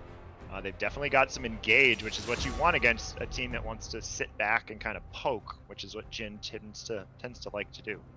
That Gwen is a pretty good pick because she could just stand in front of her teammates and she can, like, that Ashe ult can just go right through it.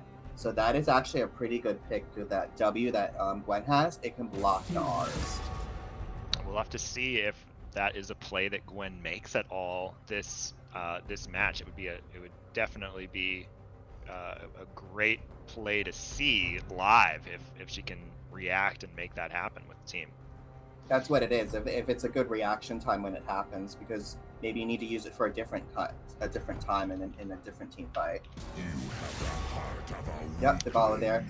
Volibear, they were privy to that one, and Vladimir's Zyra falling away as well. Ignorant thralls.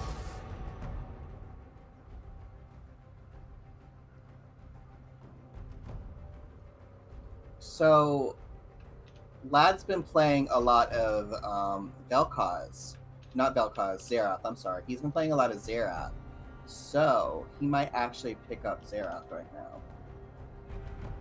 And Xerath Ashe versus the Jhin Seraphine, a big kind of... Both lanes just want to poke each other down. It's all going to come down to who can land their skill shots better, and a lot of synergy between the two. You got the Ashe slow into Xerath hits, if that's what they go with. You've got Seraphine and Jhin with some synergy we've already looked at. Oh, yeah. It's a lot of lockdown on Team Ashe Lad.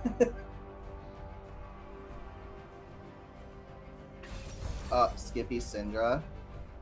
So, funny story is, I played Syndra a lot this season. And the reason why I played Syndra a lot this season, because Skippy beat me really hard one night when I was playing against him. Syndra's like, you know what, I gotta pick this girl up. So I picked her up, I learned her, and I started popping off. I was like, Skippy, thank you. And did you get notes from the master or just copy the brilliance? It was a copy, yes. Okay. But it was a term of endearment, I guess. Oh. I'm actually really surprised Lad picked Lux because he hates Lux. Like, he will notoriously ban Lux. So I I'm know actually this. yes. I'm very surprised to see this. I already want to bring him in for an interview and be like, give me all the reasons for that decision here. And you're like, oh girl, weren't you banning her a lot? So then, rounding out the team comps, we've got Kha'Zix on a Mumu jungle, and on the opposite side,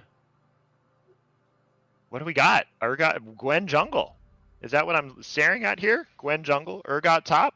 Yeah, that's a Gwen jungle. Okay.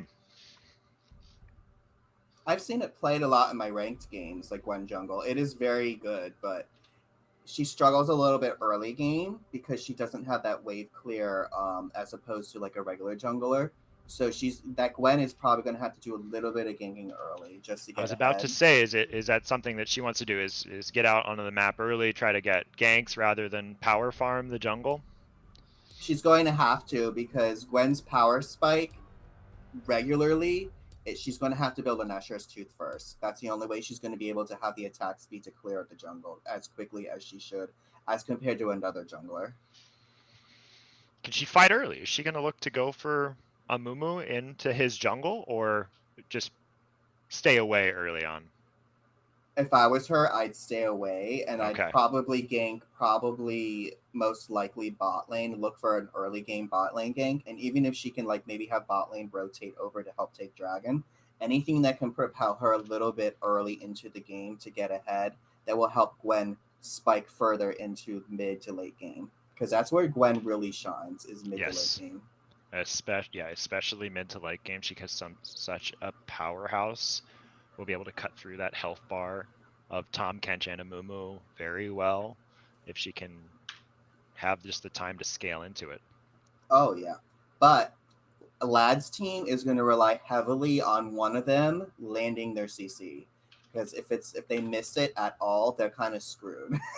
Because Syndra can just walk up and QE. She can just like when she gets enough stacks on her ult, on her passive, she could just ult them to low health. There's an Urgot low health thing. So they have to land their CCs early so where Amumu can go in and then really like make some gameplay and make something happen for Katarina to go in and clean up some kills. Because I think the Katarina is probably going to be the biggest thing that's going to help them win this match. It's all about patience on that Katarina because like you said, they've got to hit their CC, but it's not particularly difficult to chain the CC. If Ashe is tagging in with a volley or slow, you've got some confirmed CC you can follow up with.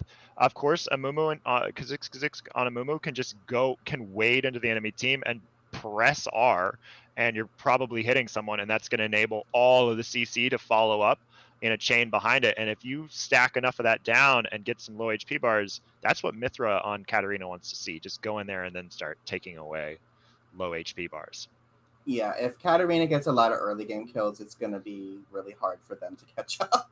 But it is a Syndra, because Syndra scales really well late game, so... It's true. Syndra can try and disengage a little bit of what that has happened. And anytime I see a cat, I want to look at the other team and say, okay, what answers to Katarina do we have? And perhaps even you're saying at certain stages of the game, you're the team member responsible for canceling this Katarina. And certainly you've got Seraphine with an ult that can instantly cancel, or that can channeled cancel. Maybe one of the quicker ones you've got is Syndra immediately stunning.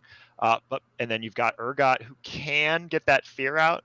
But beyond that, it could be tough, especially if Cat is patient, especially if Mithra is patient on their Katarina going in.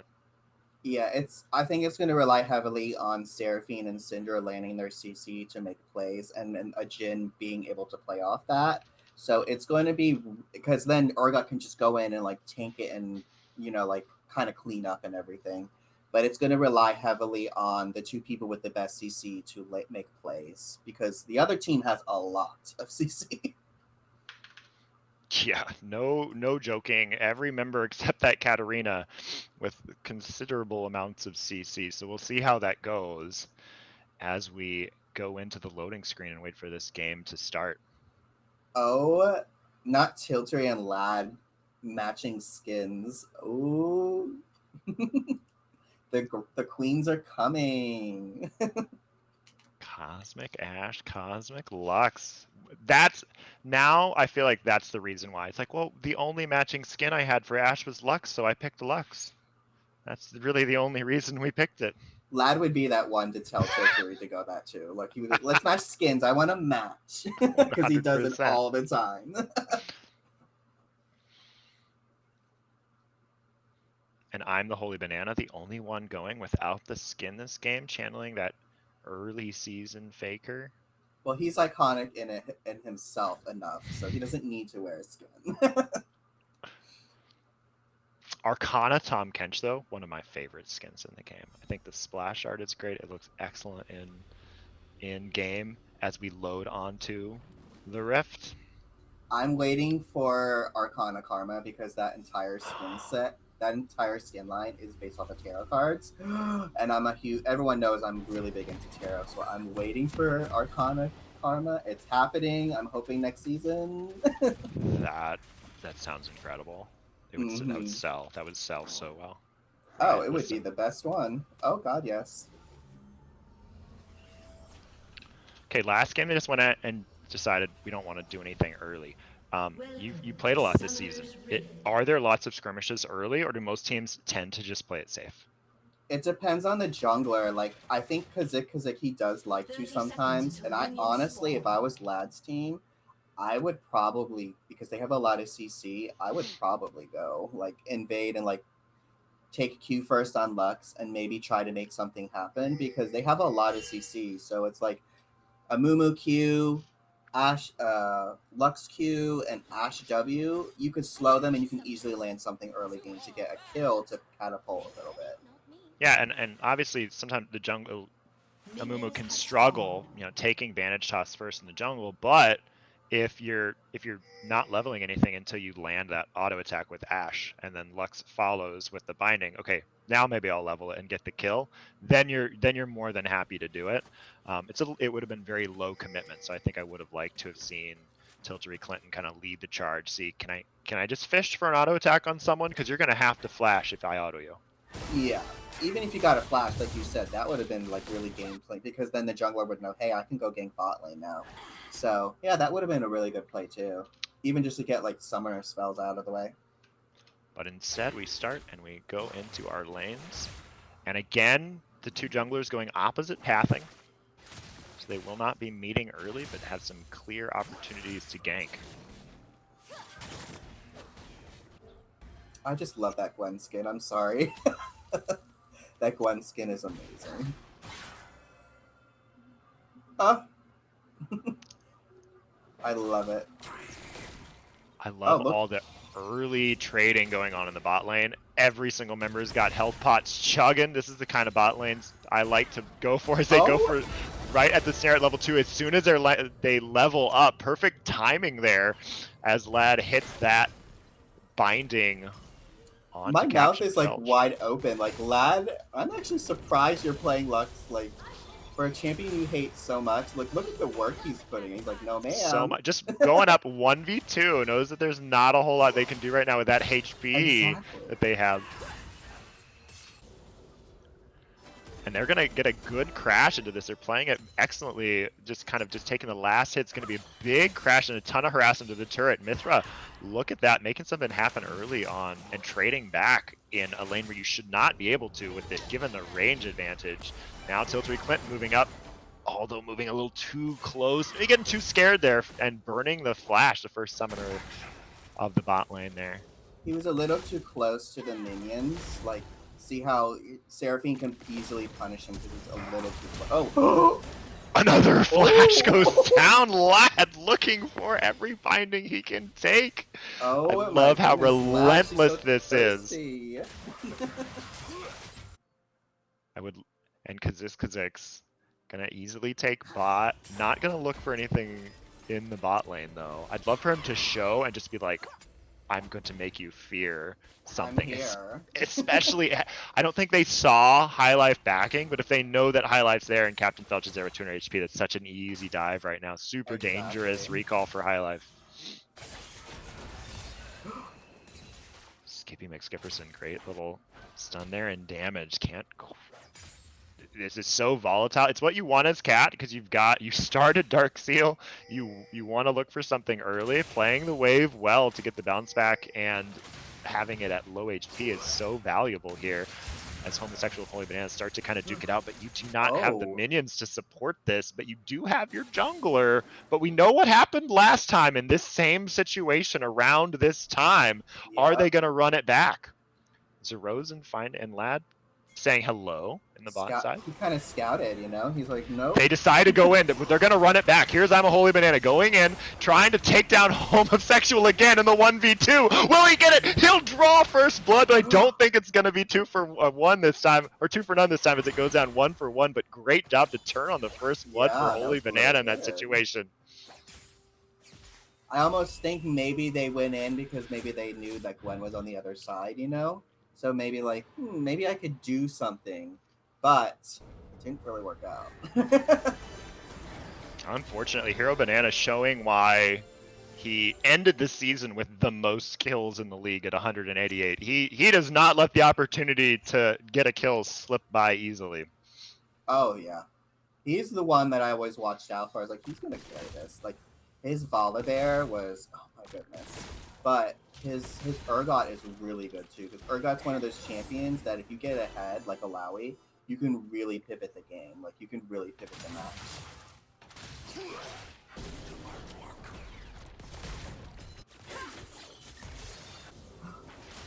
I'm so impressed at the amount of damage that Mithra is able to put down on Skippy McSkipperson given the range discrepancy there.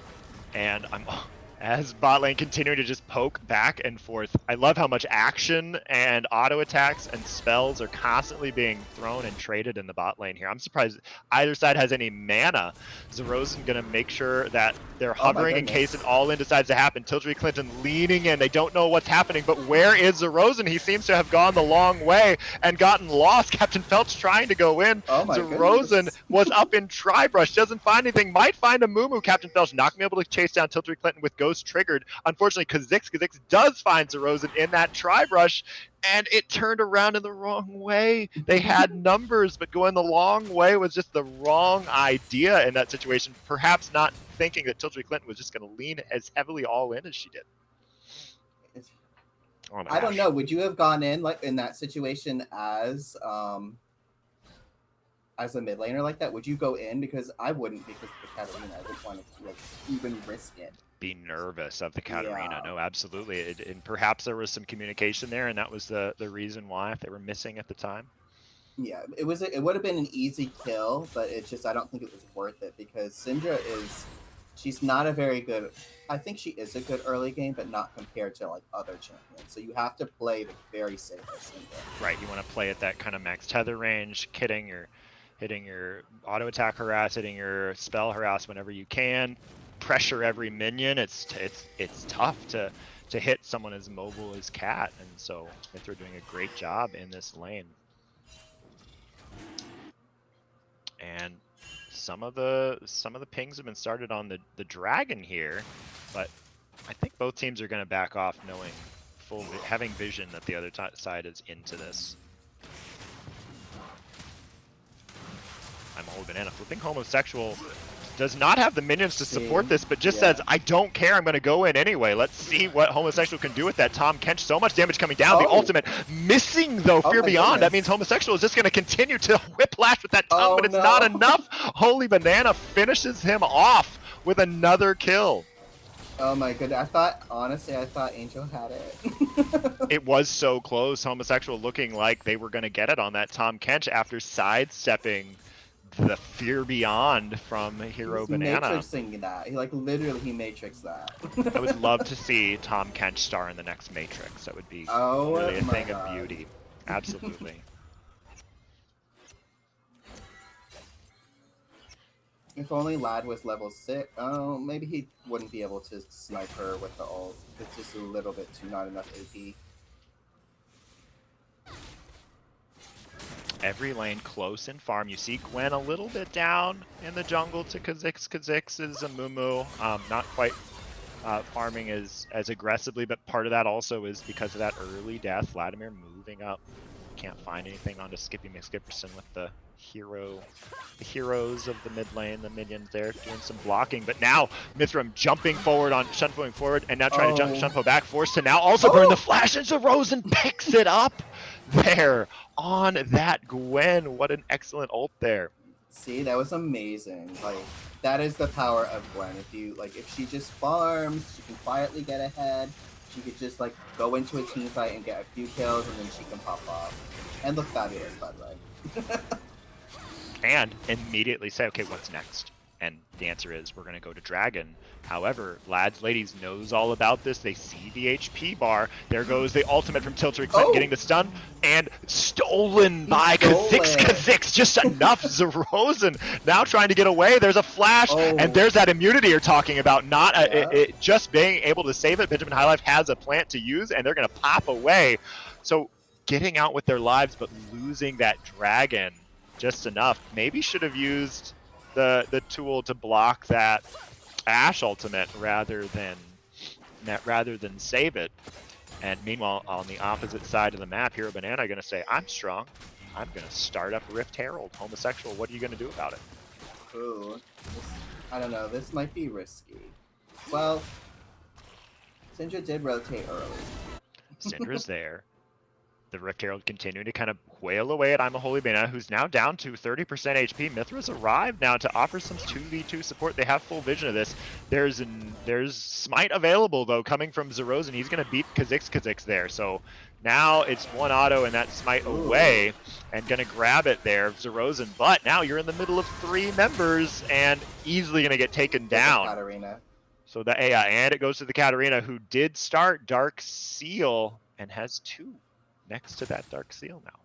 See, that's the problem with Katarina. If she can rotate over very quick, she can get enough kills or do enough damage to where maybe she can reset and fight. So it's really hard to make those kind of decisions. Like, you have to be very is it worth it? And this time, Holy Banana on the wrong side of things, and Homosexual gets the shutdown. Anna is now alone with the top tower. What a huge swing of gold that's going to be as the 600 gold shutdown goes, and the plate gold goes to Homosexual. He's going to stick around, though, maybe a little too long. Zerozen now arriving with the level 7 versus 8. What are you going to do? Homosexual try to get away. Is it going to be enough? Forcing out the flash to follow and trying to cut through this massive HP bar of Homosexual, who is just... Oh, no. He's Tom Kench. It's not even tanky. It's Tom Kench. It's 2 completely different things. Meanwhile, in the mid lane, Vladimir arriving on another great roam, forcing Skippy McSkipper's flash away, and then just disengaging, doing what Syndra does so well, just scattering the weak away and stepping aside. A lot of them are dodging these ults pretty well. Like, Angel was dodging them really well.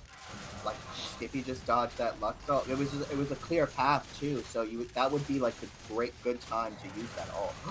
We have Vlad arriving in the top lane again. He likes these long distance roams all the way to top lane. This time having Mithra on Cat and moving up, but Holy Banana doesn't want to mess around with things and just runs away, sensing danger, perhaps. Oh, here we go as Jin, Captain Felch, curtain call, spells curtains for Tiltery Clinton down in the bot lane. Now Homosexual re-engage on Holy Banana. Mithra did not go back to mid lane, so you've got again a 3v1 here. Sidestepping only temporarily buys you some time, Holy Banana, and a kill goes over to Mithra, who's happy to stack. But Zerozen dropping the Rift Herald in the mid lane will get at least some gold back. They're putting in some work, but I think Lad roamed a little too much because it let them, because they knew he was top lane, so they were able to play a little more aggressive in that sense that Lad was not there. So, was it worth it? Maybe. Well, maybe if they've stayed along, because you've got a ADC and a jungle versus ADC and a support. That's not a matchup you want to have, and they get the kill back. Felch also forced to blow his flash homosexual alone in the top lane.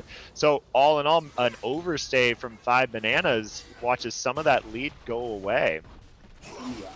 But you're right, Lad has really committed a lot to help his team on these roams at the expense of Tiltery Clinton.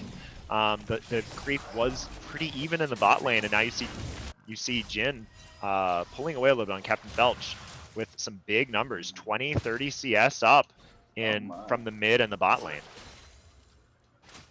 And a huge discrepancy in the jungle between Amumu and Gwen on CS, as soon we'll start seeing some mythics. Lad flashing forward and blowing everything. Surely you're dead, Captain Felch. Great final spark, full combo from Lad, who does not look to be rusty or new on this character at all. Gwen going immune though, which means they're dodging the slow and the snare. Such value coming out of that spell, going all in on Tiltery for the shutdown. Miss Lad is like, she's she's like making me like, wow. And Tom Kent says, meet my tower, holy banana. We'll try to get away, but it's so difficult to run from a Tom Kent's tongue, and he gets it down. Wow, what a play all the way across the map for Lads ladies. But it's going to be 5bananas here, grabbing this dragon, but it won't be uncontested. Captain Felch doing a good job to try and just buy time with Curtain Call, but it's still a 50-50. Who's going to come away with this? Oh. And another steal! Lux getting it, and then they immediately engage. Mithra going in. All of that CC was just blown, trying to stave off the jungle, which means Mithra on Katarina gets to go in. Shunpo, wherever you like. Death Lotus in. A triple kill on a Katarina that started with a snowballing item. Dark Seal. You're at 10. Yeah, blue side is doing really well now. They're playing like really good as a team as well.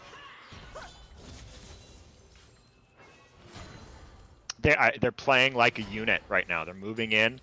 I don't know if I lost you or you cut out.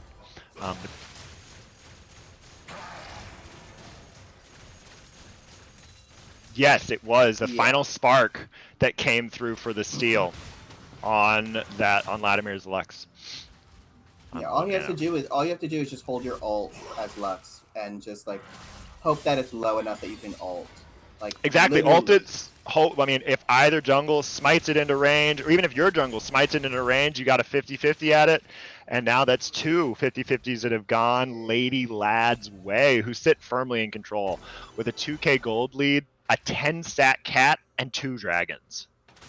It's also a very low cooldown too on Lux's ult, so you could just spam it. So you can even risk it, so it's not even really like worth keeping it.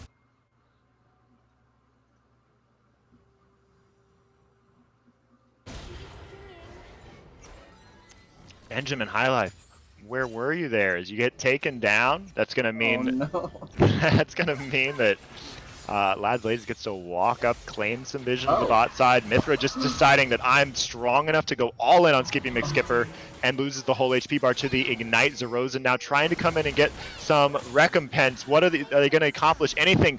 Getting scared though by the turret. Tiltery Clinton now moving out. I'm holding in. I'm managing to get behind it. Captain Felch using that curtain call well to get the slows down and make sure that Tiltery Clinton cannot get out of there. So some macro coming down as they've moved some members around the map, and now they're going to start trying to make some plays. It's almost kind of like they have to, you know? Like they have to change it up a little bit to throw the other team off. So it's like, As we have a pause. Looked like we may have lost a player. Just briefly, hopefully they can get him back soon. But I agree with what you were saying there about you're down, you're finding yourself down. Maybe the strategy that you thought you were going to do isn't coming together. Let's try some different things. Sow a little chaos around the rift and see what happens. Are we back live? I see it up.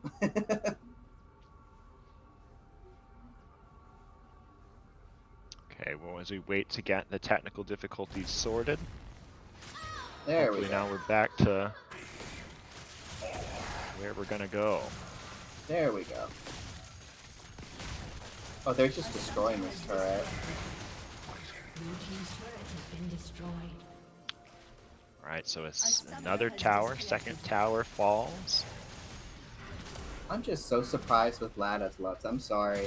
Like, I've been playing with Vlad for almost two to 3 years now, and he hates Lux. So Homosexual taking some turret shots. Oh. You have a lot of gray health, but is it enough? And the answer is yes, flashing away and closing, getting out of there. Really just able to bully anyone besides I'm a Holy Banana who comes up to the top lane. And now with the Rift Herald, they're sieging down mid. Great job with the Seraphine trying to catch Mithra under turret. Can't quite do it with Shunpo. Just so maneuverable, able to get away from anything at this point. yeah, it was a very good serve, you know.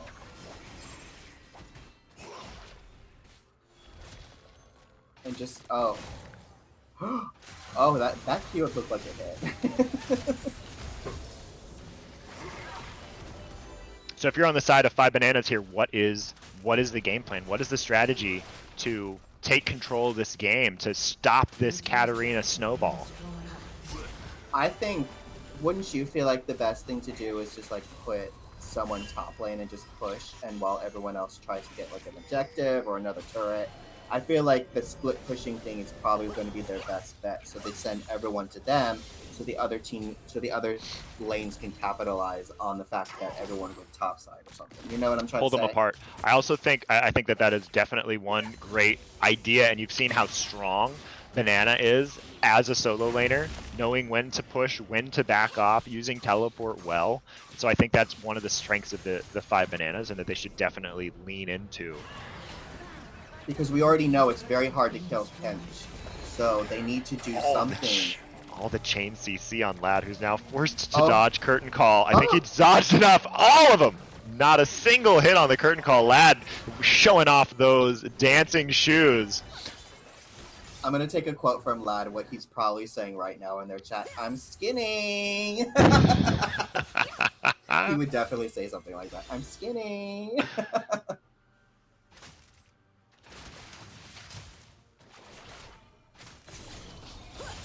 Well, and the one skinny member of the team that they've got to start connecting to is Mithra.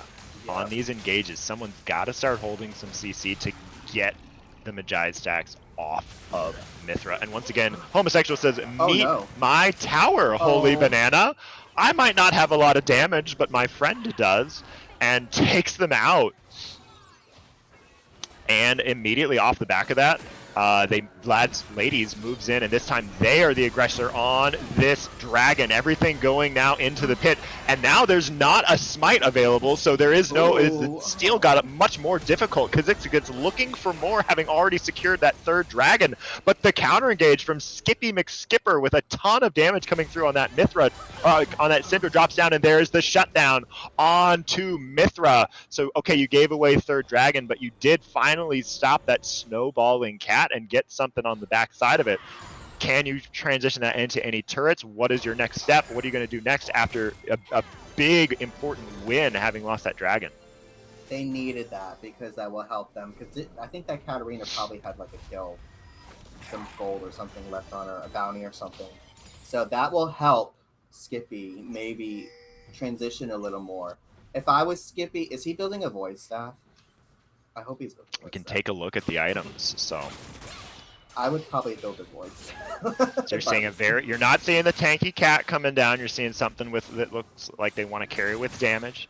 Jhin on one item with that Storm Razor. Ashe, of course, going for Triforce. A lot of strong items. The Tom, though, on 2 items, farming super well is Homosexual with the Heartsteel and the Thornmail. It's going to be tough to take down, although there's a lot of AP damage on the side of 5Banana. Yeah, and also, like, if I was Syndra, I'd actually maybe even consider a Banshee. Like, they have a lot of CC, so even if he can stay alive for a little bit longer, just to be able to get his abilities out there and do enough damage for people to do more damage and kill them. Yeah, it's going to be a what if in a game like this, because you have high bursts coming out of 5Bananas, but you don't necessarily have a lot of great sustained damage outside of this Gwen. With Captain Felch, Jhin, not exactly known for their extended team damage in team fights, and Syndra obviously known for their high burst. Homosexual, you're meeting 4 members of the enemy team. What are you going to do next? And the answer is use their gray health and try to survive as long as they can. They're still alive. Benjamin highlight in the back row as Mithra goes on, immediately dropping in the back lines. Captain Phelps already down, and now you have a Cat with 3 kills coming back to try to pick some more up, getting the double, moving through, and Tiltery Clinton now chasing off Skippy McSkipperson. What a great turnaround by the side of Lads Ladies. Tom Kench just immortal there, not even dying, just walking into 4 members of the enemy team. I think those dragons are really helping them as well. Like they were already kind of a little bit, but transitioning with those 3 dragons is really helping them.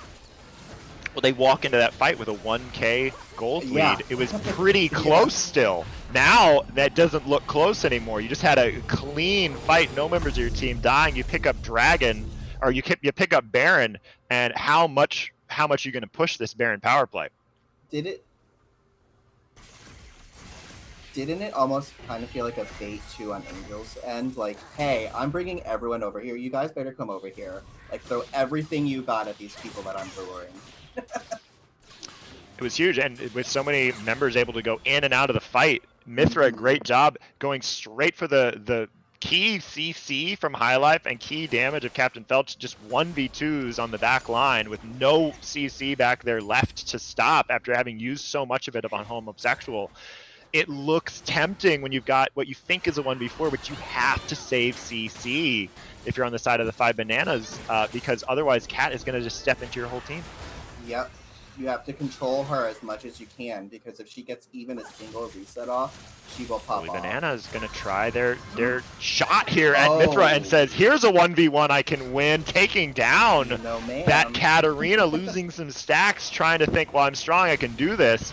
There's Homosexual going in. The Asher landing onto Gwen. It's going to buy enough time for them to take down Captain Phelps. Vladimir sniping him out, and now saving Final Spark, putting a ton of damage on Benjamin High Life. There's nothing left to do but flash away and lose the turret, but Homosexual says, not today, I'm going in, which immediately in combos with all of the CC of the bandage toss. It's so difficult to walk away from this team once they've got a good engage, but I'm a Holy Banana looking to see if he can equalize a little bit, and there it is, taking the life with the Fear Beyond and turning around for more. Rosen, though, gonna fall to the Homosexual. What a flash, flashing the whole wall, and then walking away as He gets Tom out Kench scot does. free.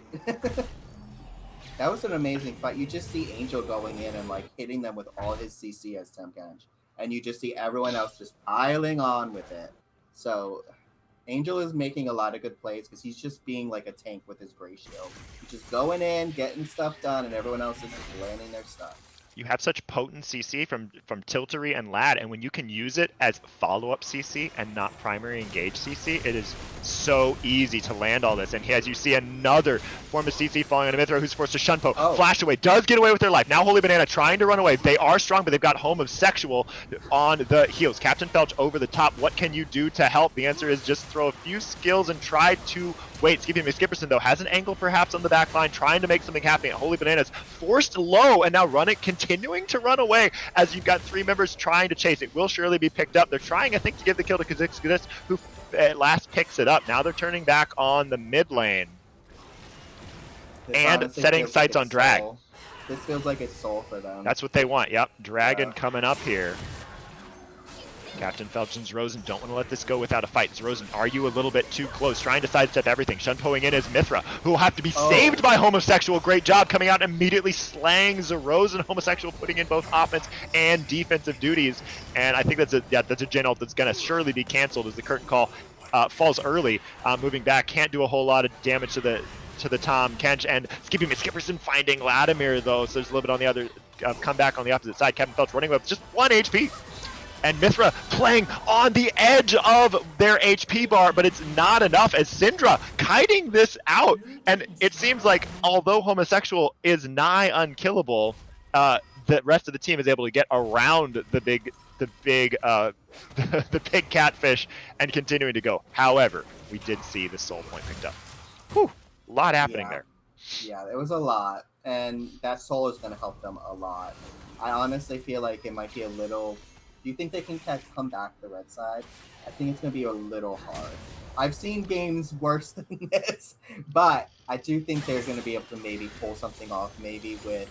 Yeah, you're looking at a 5k health lead. You're looking at a lot of key items done on the side of lads, ladies. That Blade of the Ruined King on Ashe. You've just got so much. I mean, they're just so tanky. Tom Kench is huge with both Visage and Thornmail and Heartsteel and just seemingly unlimited HP. He's walking behind the enemy team and says, my initiation is to walk at you and just auto you to death. And now you're going to find Holy Banana in the middle of this team with no HP. Lad picking up the kill there. And he's kind of playing a little too up too. Like he needs to play a little bit back because then the other team is reacting so quick to go in on him, you know? It's just, maybe you need to like stay a little back and farm up a little bit because you already lost the dragon. So maybe right, there's no objectives up. Maybe you fight bot side or top side to get some damage down, but to try and set up for Baron. Tiltry Clinton playing really close to Zerozen. And look for a pick somewhere. Like you have to do everything you can with kind of like this little bit of a differential, goal differential and everything. I feel like you need to look for picks. You need to look for any opportunity that you can get yourself ahead. But they're still doing really good. You gotta hold. You have the burst to pick off the squishy members. No, you're not gonna get through Homosexual. No, you're not gonna get through Mumu. But if you can find Mithra, if you can find Tiltry Clinton alone, but you gotta have vision for that.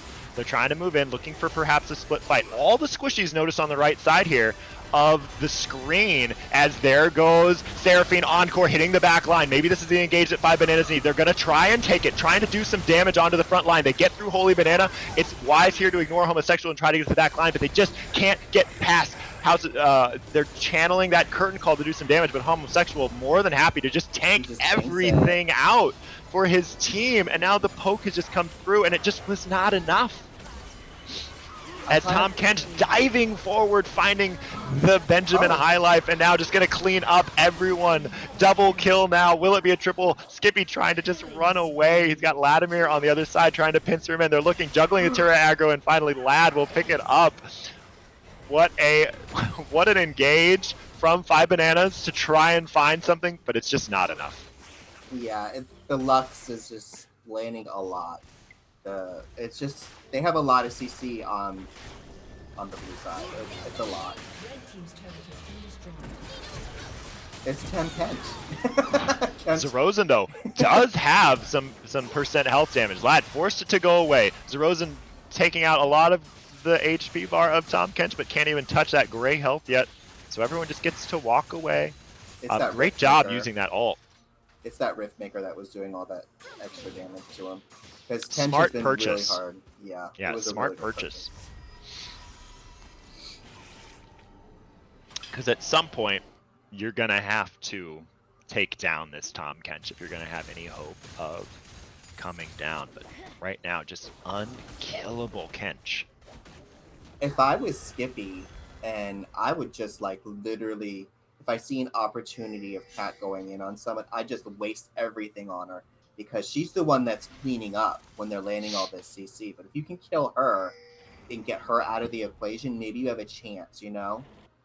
Yeah, that's what they've got to try and do when they look for these engages. The last one was, it was such a good ultimate from High Life. Like and that. there's an easy pick there and a shutdown, which is great. Part of the disadvantage of putting some of those kills on Lad, having a shutdown for an easy support kill. So does that mean that they now get to try and at least take some vision control back of this Baron? It's going to be really difficult holding off against this Soul and Baron. They're not even denting him. No.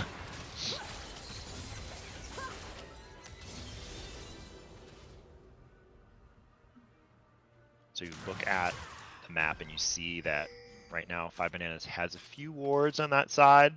They do have some time yet to get some more vision down,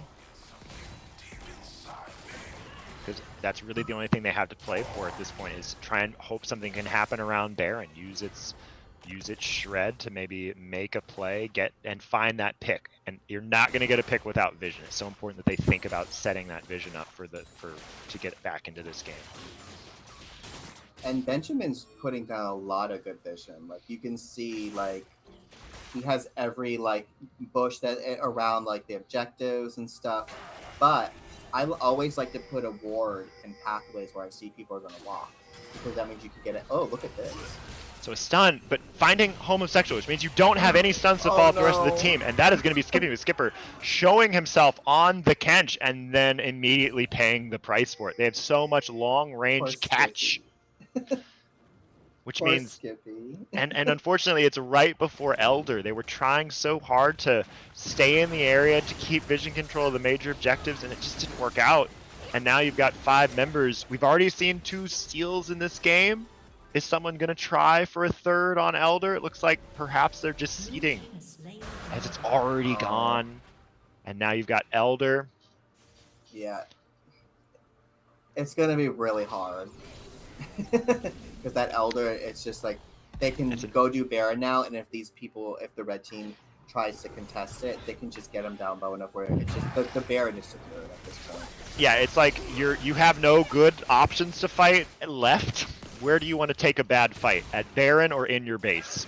Yeah, I would Pick one. honestly just stay at your base at this point. Yeah, at least maybe you've got some turrets. Maybe you can time out this Elder. But if you are the side of lads, ladies, you're looking to get back and even the series 1-1 with your game-winning push right now. That's what you want to do. See, I was looking bot lane. I was like, maybe all of blue is gonna go mid, and then Banana is gonna be able to take bot lane, like secretly, like covertly, like just go for it. Yeah. Trying something, but we did see a 1v1 already fall Banana's way one time. Against the Katarina, yeah. Yeah, against Cat, and so if there is a way back in the game of 1v1 right here would be solid. However, he's going to go ahead and back. Maybe that means a 5v4. They're looking mid. Cat does not have TP to match, so she's hustling straight to the. So it could be a temporary 5v4, but again, it's with Elder. So is it really a 5v4? I wouldn't say so, especially with homosexual. And No. there's the ult, Oh, and no. Captain Phelps is gone. Elder smiting it away from Lad. Oh my goodness. And now I think all the cards are going to fall. Zerozen trying to go in. Yes, you're immune, but not to an Elder. A double kill coming down for Latimir's Lux. This is just the consistent damage. They're going to push for everything here. And as much disengage as Benjamin Highline can give, pulling out Tiltery Clinton. So there's your AD carry gone. The health bars are getting a little low here on the side of Lads Ladies. So there might not be a game-ending play here as they've fought back valiantly, making the stand here. Skippy McSkipperson trying just to stave off elimination, but it's not it's just barely not enough here to kill. Honestly, I'm a little surprised. Like I honestly thought it was going to end. But Red put up a really good fight there. Like that Seraphine ult under turret was really good.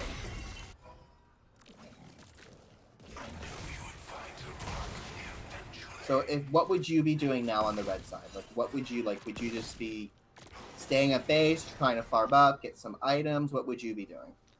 Gosh, when you're in this position, it's so difficult. I think you have to, I mean, you have supers about to be barreling in on your base. You cannot wait for the supers to go there. So I would be telling my team, we'll check in for any major last second purchases. I would say pot up, buy those $500 pots. We have to go for broke on the next fight. They won't have Elder. We almost won the fight when they did have Elder. Maybe we could make some magic happen, but you have to go immediately. Maybe not on this outer here, but certainly not before the inner falls. They need to do something.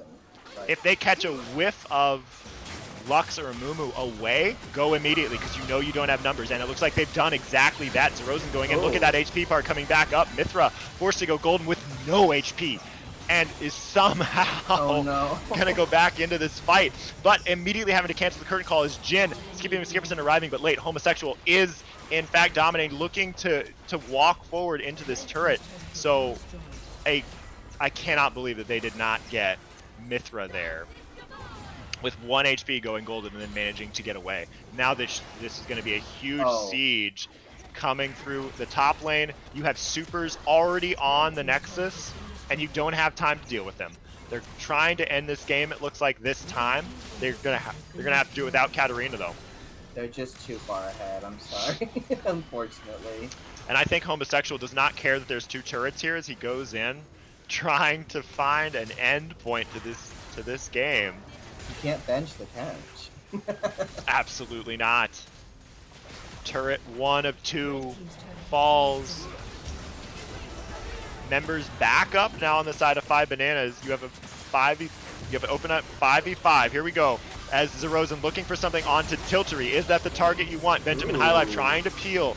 Captain Felch on the side looking to do anything against Mithra, who goes in, immediately takes all of Captain Felch's health bar on the opposite side of the fight. Tiltery Clinton is not, can't do anything more, and now that's going to be a cleaned up fight. Tom Kench, you were just too strong. Sorry, Captain Felch not being able to do anything to Tom Kench, and that is it. And that last fight was the way all the fights went. You had Tom Kench just completely holding off Zerozen, Hero Banana, and one other member, and you Amazing. had Mithra Katarina just taking it out. Great game for lads, ladies, in really convincing fashion. They led most of the way through. I was actually really surprised. The Kench really put in a lot of work, and he was losing a little bit early game, so he put in a lot of work.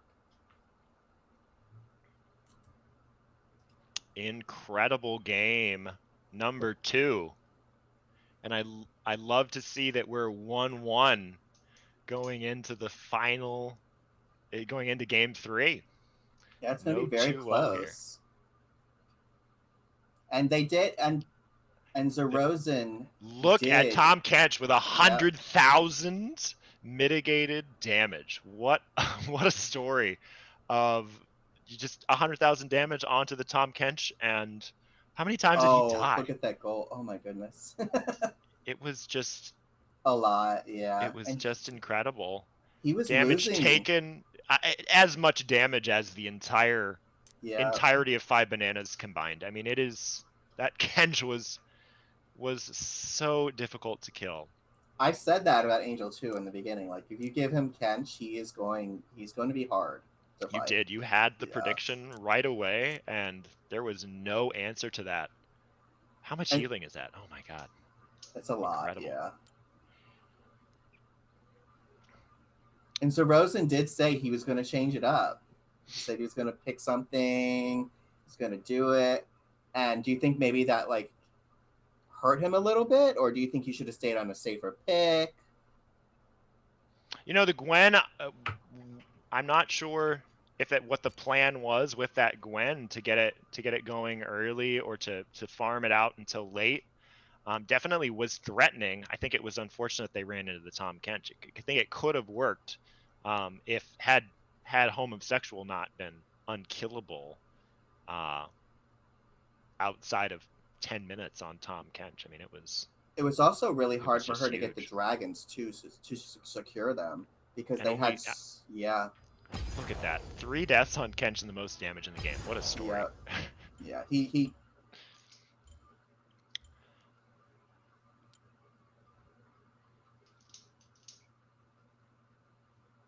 Hello, Hi. home of sexual.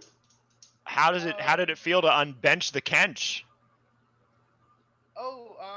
Good. I said that I thought they kept getting Hero to pick last. So I was like, well, no matter what I pick, I'm gonna get countered. I might as well just pick Tom Kench. And it played out well. So I just want to say, because I'm taking off my cap for this, Angel. I did warn everyone, if you let Angel play on his Kench, he will carry the game, because I've played against your Kench so much in this entire league season. You are one of the best Kench players ever. So, and you proved us wrong. You were losing early a little bit too, and just the turnaround you did was really amazing. So great job. Yeah, thanks. I think it's really, like, he's a really comfortable champion for me, so I'm glad I was able to pick it. And yeah, let's see if I pick it next time, unless it gets banned. All I know is it's going to be a really fun top game next game. So I'm just interested to see what you guys both pick, because it was a very, like, you both controlled kind of the map. It was him kind of early game, and then it was you a little bit later. Like, you were unkillable. Like, me and Sam were sitting here like, oh my goodness, he's tower diving. He's halfway across the map saving people. Also, I wanna ask, how what was it like for your team in comms when you guys got the first 2 dragons? Because they were both steals by Kha'Zix and the second one by Latimer. Was everyone just going crazy, or was that just business, or is that what was on the agenda? No, it was so hyped because we were like, okay, so we're not really set up to get these. They're always grouped up for the dragons. The best we can do is go for like a quick steal, maybe get a kill out of it. And it kept working out, and it was so good. We Oh, were you we were got yelling it. in those comms. Yeah, when we saw those, it was like, oh my goodness, they're getting 2, 1, 2. Oh my god, they're getting another one. Like we were just sitting here, like we were so surprised with Lad too. Like he hates Lux, so the fact that he was like securing and getting all these dragons, it was like, oh my goodness, put away Zyra, play Lux. Yeah, it was so good. I was really saying that the Lux was really good, especially late game with the ults. They just Mm-hmm. kept getting people out of fights in like the best ways. Um, so it was really good to capitalize on what we had with the And everyone Lux. played very well. Like everyone played really, really good. It was a really fun game to watch. So be be proud of everything you all did because you guys fought like really well. Mm-hmm. Yeah, Good luck going thanks. into And game number 3. mm-hmm.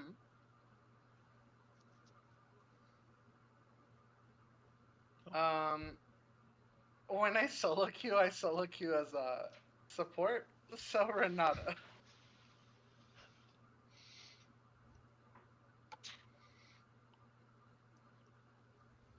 Bye, Angel. Thanks. Bye. Renata's support. Unkillable seems to be the what homosexual likes to add to his games of League of Legends, whether that's through Grey Health or through Renata Berserk. Mm-hmm.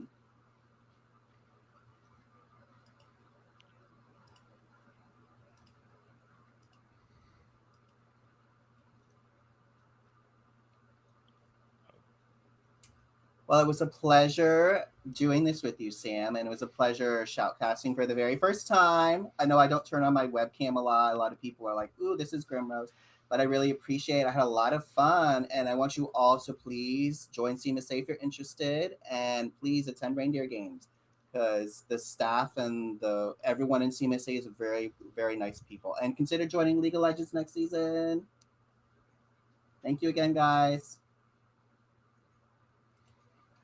And thank you. Great job. Bye-bye. First cast. I can't believe that. What a great job. Had so much insightful commentary throughout, all the players, on the strategies they were employing. You came through like a seasoned veteran. I did not realize that was the first time. Hi, hello. Hello, third person. It's me. Hi. I unfortunately am very poor. And my poor, sad camera apparently exploded on my move to Chicago. So I'm invisible. I'm actually on camera, I'm just invisible. So Well, welcome to Chicago, and we'll have to get that corrected soon because I'm sure everyone would love to see your charming face. Listen, I'm starting a GoFundMe to just start, funneling money into my ASMR campaign. So if you'd like to have an ASMR caster, just let me know. Let me know. Are we gonna hear an ASMR team fight in the next game? Listen, I'm here for the tingles. I'm That's here for that's the what feels. ASMR is, right? I'll listen. You do it. I'll listen. Listen, I'm gonna start violently tapping on this microphone. Don't tempt me. Absolutely. Hopefully there's like a Twitch in the game so you can just rat-a-tat-tat along with the ASMR. I love it, truthfully. It's my favorite. It's one of my favorite voice actions in the game. Surprise. Surprise! Yes. Love Oh that. my god.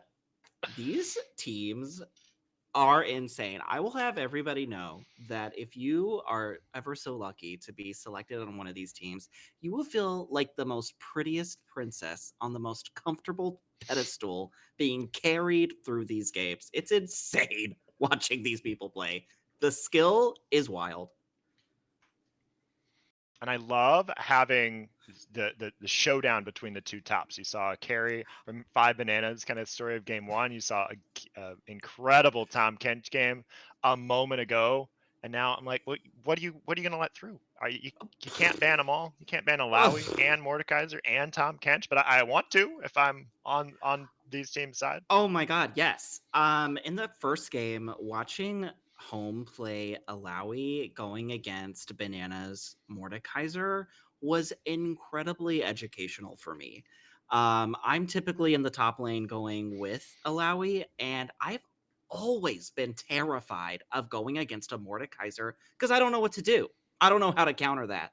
But seeing how Home was kiting Mord into her tentacles when she would soul steal so that she could have that kind of passive damage being taken on Mordekaiser was so smart. Just seeing him counter with that was so incredibly smart. So we've seen top lane carry in these games. I'm hoping that someone else on the other map steps up. I think you saw Latimer last game on that Lux be such a surprising and delightful pick and just being so relevant throughout the game. I want to see that channeled in some aggression, into some happenings on the bot side of the map here. Oh my god, yeah. There is action happening everywhere. It is hard to pinpoint with that camera. It is wild, the picks. And also, I've played with Lad before, and where is this like jungle maintenance happening with Lad roaming to all of these lanes? It is insane seeing him just roam everywhere. All right, draft has started. So we will see if some of these same strategies continue or not. Right away, Tristana Vayne not going to be part of this game. The same bans we've seen through the first round. They're horrifying champions, truthfully. And already 5Bananas says no Tom Kench. They're not going to let him run it back. I'm fully in support of that ban. Yes. Well, now I'm just mad. And then choosing to interested to still see. respect. Amumu. Okay. So back with the Amumu for Kha'Zix. All three games, just content, and that shows what kind of player Kha'Zix is. He was the highest. He had the highest number of assists in the league among non-support players, and I think his willingness to pick into an Amumu just shows off that exact thought. Mm-hmm. Yeah, the consistency with that CC is incredibly important in these types of games. Just controlling a certain character with that CC can pivot a match. And easy to pick a team around too. I mean, no team is particularly upset to see a tanky CC player coming out of the jungle. And perhaps now that's what 5Bananas is deciding to do, moving away from some of those squishier junglers and onto a Sejuani, presumably in the jungle coming up. I feel like there's not very many great tanky, beefy, CCing jungle champions, with Sejuani and Amumu being the exception, with Sejuani having her E and ult, and Amumu having his Q and ult. It's a wonderful matchup. Yeah, I think the other one that comes to mind would be Zach, and they've been making sure that yes, he's not relevant in these matches. No. Very true. Very true. We didn't want Bald in this game, so we've been banning her. See. A very different look now coming out of the top lane. So you've got Homosexual, who last game played Tom Kench, and yes, was able to match up in the 1v1 beautifully, but really, Tom Kench was there for every major fight. They were leading the charge, leading the team in damage. Now you've got a Yorick. So a little bit of a different flavor, someone who has more of an incentive to stay away from those fights throughout the game. With your eyes closed. He'll be great at just clearing waves to kind of push and put pressure on a top lane, mid lane, wherever he goes. You've got to take teleports to be able to match him, because it's hard to do anything around the map if you've always got a Yorick pushing into your lanes and threatening to just mow through turrets. You can't forget about him for a second. No. So I think 2 teleports would be great. You certainly have to have 1, and you're holding it to answer Yorick. Absolutely. We've got a Nico. I'm so excited to see this Nico coming down. Always love a good Nico. I'm gonna get fooled. I'm not good at counting minions. Hopefully we don't miss it. No. If I see a moving ward, then I'll know. Those are my favorite when it's a ward. It's like something's absolutely. not right here. I'm not sure. Not sure. What's I happening? think my game's glitching. Ah! Oh, I've just been ulted. I see. Okay. Biggest tragedy is Nico not being able to be a 4-0. I'm signing a petition. Why is that not a thing? Listen, I know you would have What? thought. I hadn't considered it, but I really would have assumed that was a thing that was in the game. Okay. So some strong ultimates coming out with Sivir, Amumu, Diana, but you've got a Silas to hijack that, what can be a very much a turnaround of an ultimate. So that is, I really like that pick. Very different looks coming out for both teams. I like the switch up. Oh yeah. I'm gonna be so interested to see this double dive on Silas and Diana just going at each other. Is gonna be so wild. Yeah, interesting pick to kind of go into Silas, just to sort of fight that mid lane melee AP battle mage with mid lane melee. Yeah. I don't know. I'm not super. Do you know anything about that matchup? I'm not super familiar. Well, I have seen a lot of in ARAM, I will say, maybe not ranked, but in ARAM, Diana building more tanky items is so smart. Considering it gives her a little bit of an extra leeway when diving in. Let me see here. I'm trying to remember the name of these items, but building a Jack show and then going with the demonic embrace is a wonderful pairing because it gives you that additional AP, which is what Diana needs, especially with her ult. Whereas Silas building Conqueror, he's got so many attacks that with such quick cooldowns can absolutely sustain him. So it'll really come down to skill shot landing and seeing if Diana is going to go with a Nashor's Tooth to help with that attack speed. It's going to be very interesting. Who do you give the edge to? We see these 2 team comps. We've got a team that very much wants to go all in here. Nico can sneak and get some hard engage. Sejuani can get some hard engage.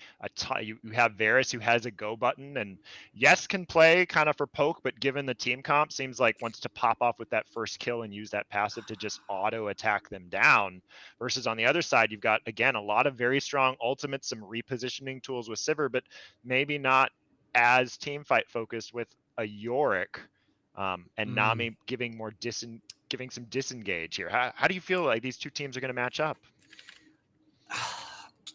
I mean, looking at it on paper currently, in my opinion, it's incredibly balanced. In my opinion, there is some really great CC on both teams, considering Nami's ult, her bubble. We've got Diana's ult, which ultimately pulls everybody together, paired with an Amumu ult and Q. It's just going to hold everybody in the center for Sivir to stand back and just throw all the things. Whereas counterly, with Sejuani and Renekton being an like beefy, wild engage, Renekton's just going to stand in the front and take no damage. Sejuani's going to throw her ult and also beat the crap out of them. Varus is going to stand in the back, use his ult, which is also going to just hold everybody in place. Nico's going to go in, do her quite like crazy. Is she going to jump from there, move, And then Silas is just gonna spin around like a ballerina and just beat the crap out of him. So to me, this is like, I don't know. I mean, it's so well balanced on CC and Beef, and with their ADCs, it's fantastic. I don't know. I don't know. It's fair I, game. I hope it's as close as the prediction here, and I agree. I think both teams are maybe a slight edge in one side or the other. I don't think there's anything super crazy. It's really going to come down to how do they play their lane and what kind of decisions do they make in the mid game. I think both teams have a chance at coming back into games if they are a little bit behind, because they have very clear combos that they can pull out in a team fight. And if they execute well, that happens. I will say, I'd love to be on Sivir in a game like this. You've got that spell shield to perhaps wait to ward off one member of the team with lots of peel with the Nami to assist you. And the whole enemy team, sans Varus, is going to be probably near melee range or in ricochet range. So I'm hoping to see a lot of AoE damage coming out of Sivir, who can really shine if they can get to the late game in a game like this. Yeah, that's so true. And it's really smart that Home built Conqueror on Yorick, really kind of being dependent on his minions, or like his little monsters that he throws. Building like tank slaying items with that, like a Sorelda's Grudge or even the Ravenous Hydra, is gonna really kind of like pick them off slowly. And then with having Sivir use her like Ricochet is a wonderful pairing. We are on to the Rift. Having played in this league, is there any members of either team that you would be nervous yourself to play against, or know that are really great shot callers or team players? Well, I hate everybody. So both of these teams are incredibly disgusting, and I always scream every time I go against them. So I will say that I agree. Like, Mithra is still new to me, but like hearing how other people have gone against Mithra, I have been constantly afraid, and so happy that I actually got to see them play their cat, because all in the seasons that I've played with Mithra, that's been the go-to ban for them. So it's been really interesting to see their play style and to see exactly like how aggressive they are with their engage has been really educational for me. I actually started, I think it was like season 9, so I'm still pretty new.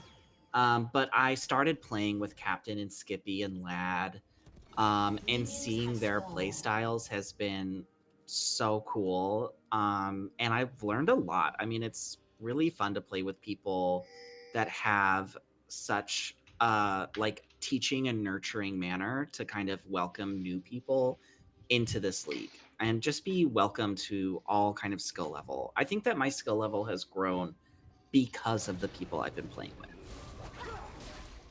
A great shout out to the community. I love it. That's why I continue to be a part of this great community that we have built here. And unfortunately, for all the kind things that are said, these two teams do want to lay into each other a little bit as we're on to the Rift, and the game has started. So everyone, again, no early action, just some early vision to spot out what the junglers plan, and we're on the Rift. Yeah.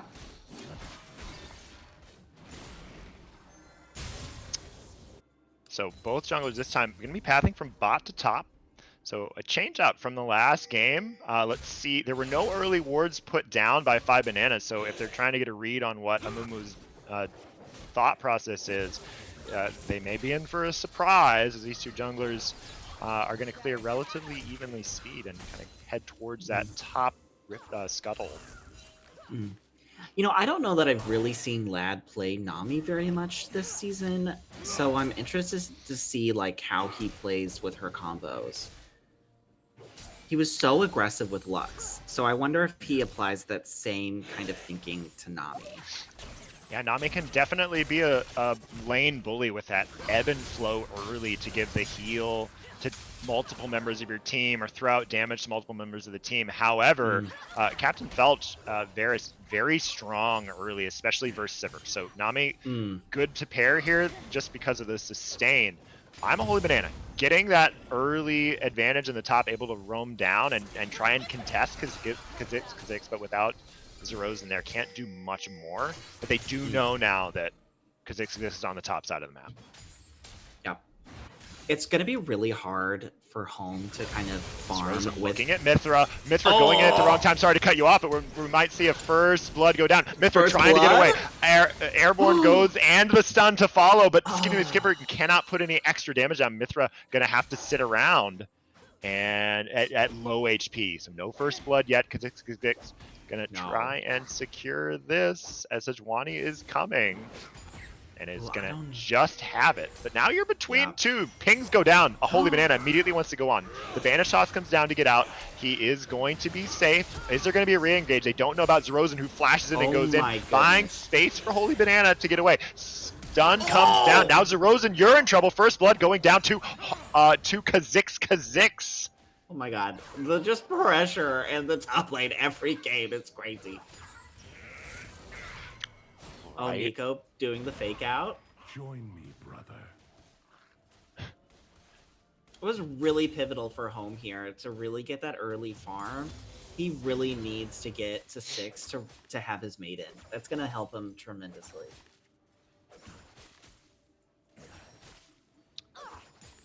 Tiltroy in the bot lane. You've got a lot of mana still to use. Can definitely try to poke down a little bit more, especially against Captain Felch on Varus with no mana. There might be an advantage there to be had. I'm a Holy Banana. A lot of creep. Be mindful. Don't lose too much HP for nothing here. Now Kha'Zix moving around there. He's about to be spotted. Just skirting around the vision. Immediately Captain Felch forced a flash. Vanitas does not find its target, but he does the right thing. Turns around on Benjamin Highlight, and Kha'Zix getting a second kill. That ward just does not quite spot him in time, converting a kill. Renekton having a really great counter to Yorick's minions there. His twist cuts right through them. Yeah, that's a really good point. Certain champions can definitely deal with them better, and Renekton can be one of those. We'll have to see though, given the early kills, does that swing this matchup considerably one side or towards one side or the others? If he can trap him in his little gate thing, I mean, that would be a great combo for Yorick. Oh, but he can twist out of it. I forgot. Yes. I don't know. It's going to be interesting to see. It's a cat and mouse game coming out of the top lane, but is it a fish game coming out of the bot lane? Latimer hitting the bubble onto Skippy McSkipperson, and Mithra just coming in and playing cleanup duty. 3 members right there. Wow. Lad Again, with that roaming. Yes. Absolutely. You said it. Level 4. You don't expect Nami. Maybe Alistar, not Nami. Not that early. Great little movement. Crazy. But great timing. His AD carry was back in base. Luckily he took the early base and used it to get deep vision, or to get vision in the river, and then to get a gank. There was nothing losing there, which I like that. The last couple games when he's roamed, he's left his ADC alone. This was very well timed. Yeah, they have wonderful communication, communicating their vision and setting these kind of ganks up. Nico Highlight choosing to always.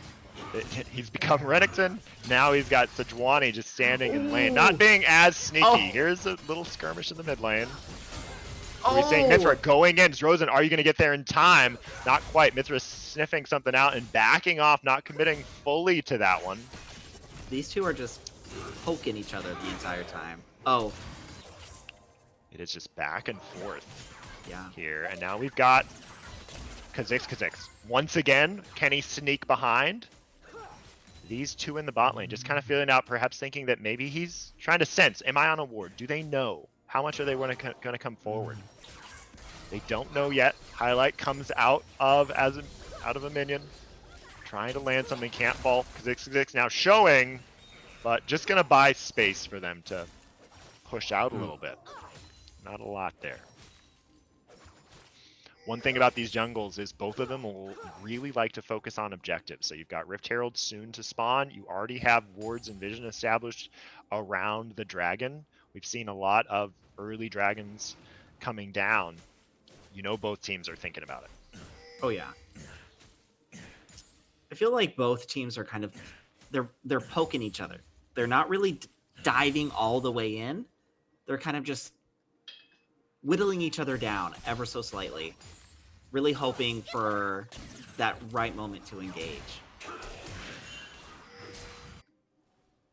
And Mithra Skippy. winning that poke in the mid lane versus Skippy, who really needs a jungler to come and help him buy a back. But already, lads, ladies moving in and saying, well, if you're going to do that, you've got a back, you're low, you can't help. We're going to try and get vision around to the dragon.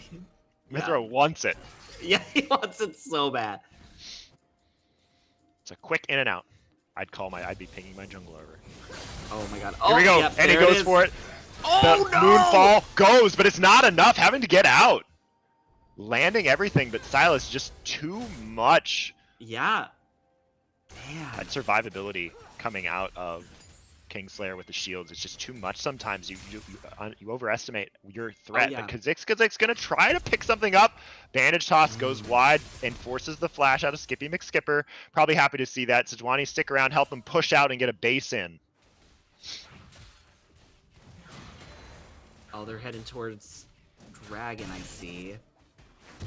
I think it's Vision was just put down on the side by Lads Ladies. Oh. Ult comes down from Zerozen and now gonna miss, but still gonna go for it. God, Lad, that you're bubble. here again and you're gonna put them into, Oh my into the God. Aqua Oh Prison my God. under turret, but no kill. Okay, the pings have come worked. down. They're gonna move in. Are they gonna start it or are they just claiming Vision is the question here. Having sent 2 home, they're gonna go for it. But 2 members are low and they just had 1 stolen or 2 stolen last game. I would be a little hesitant here, especially with Kha'Zix showing. And that respect, perhaps just because of the steals last game, they back off. A Sivir and a Mumu combo is incredibly lethal. Lots of AoE there. You're just going to do so much damage to their whole team if you just give Sivir a few seconds to unload. Granted, early game she does need some crit to get going, so she's not at that, not really at full strength, but the show of force there is all they needed.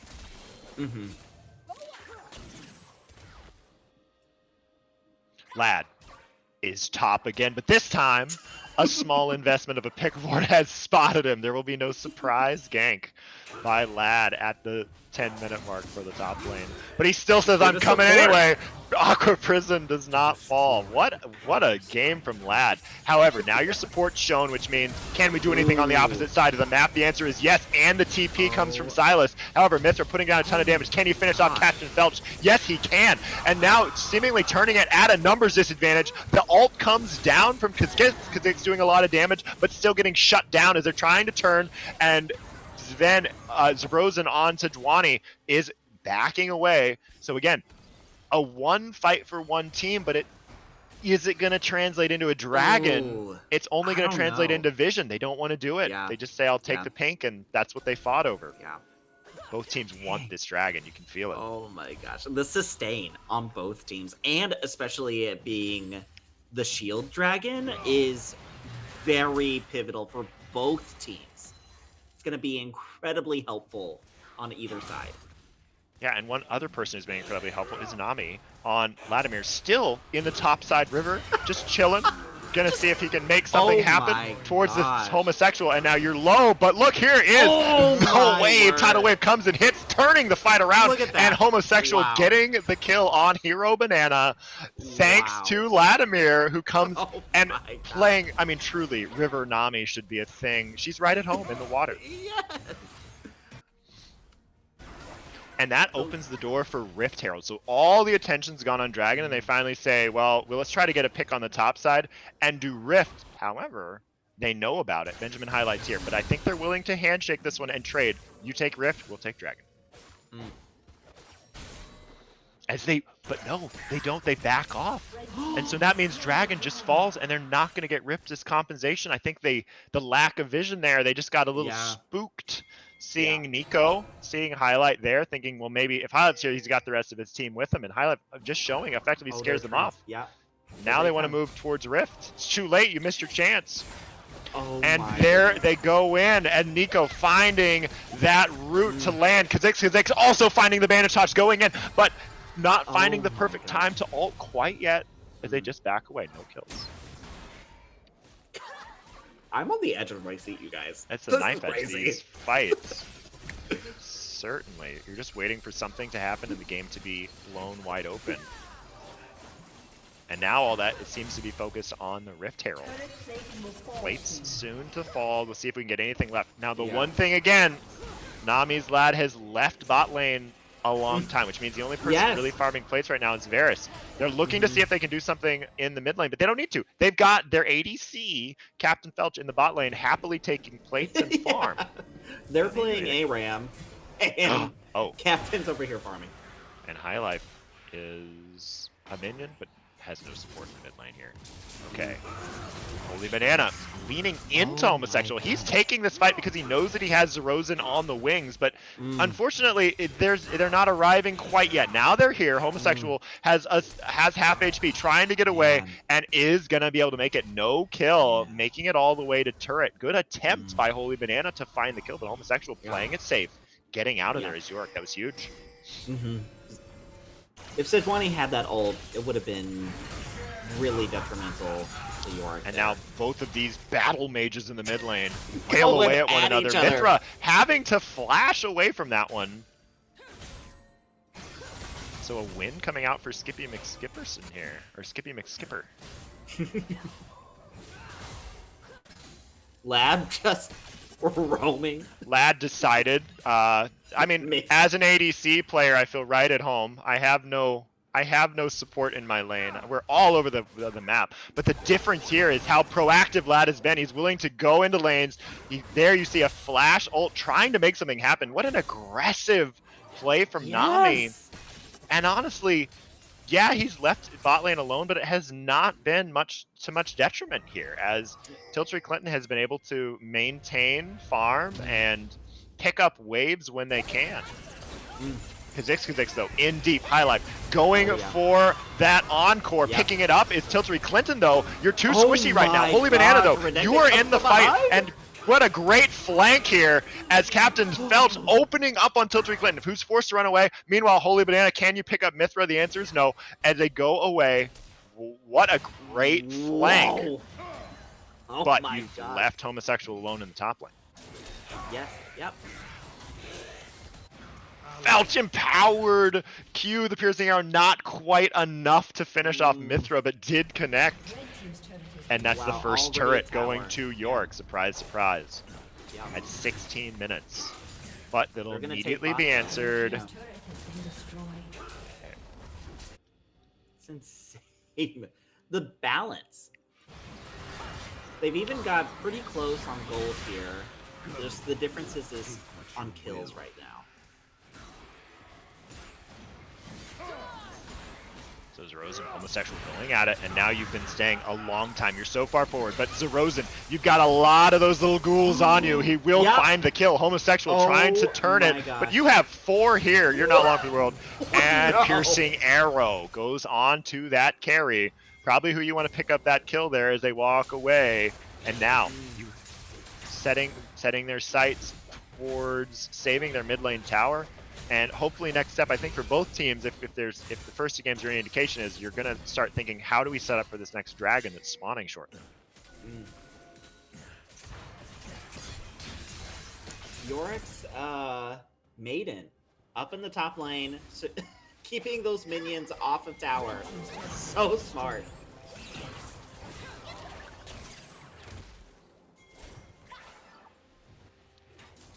Lots of pings on going down, trying to secure a quick Rift Herald prior to the despawn. Plates are down, so it's not as valuable as the other ones, but still a good pickup. It looks like they'll take it flaming uncontested. bot tower? Yeah, they just are Whittling not it doing down? anything. Captain Felch flashing away.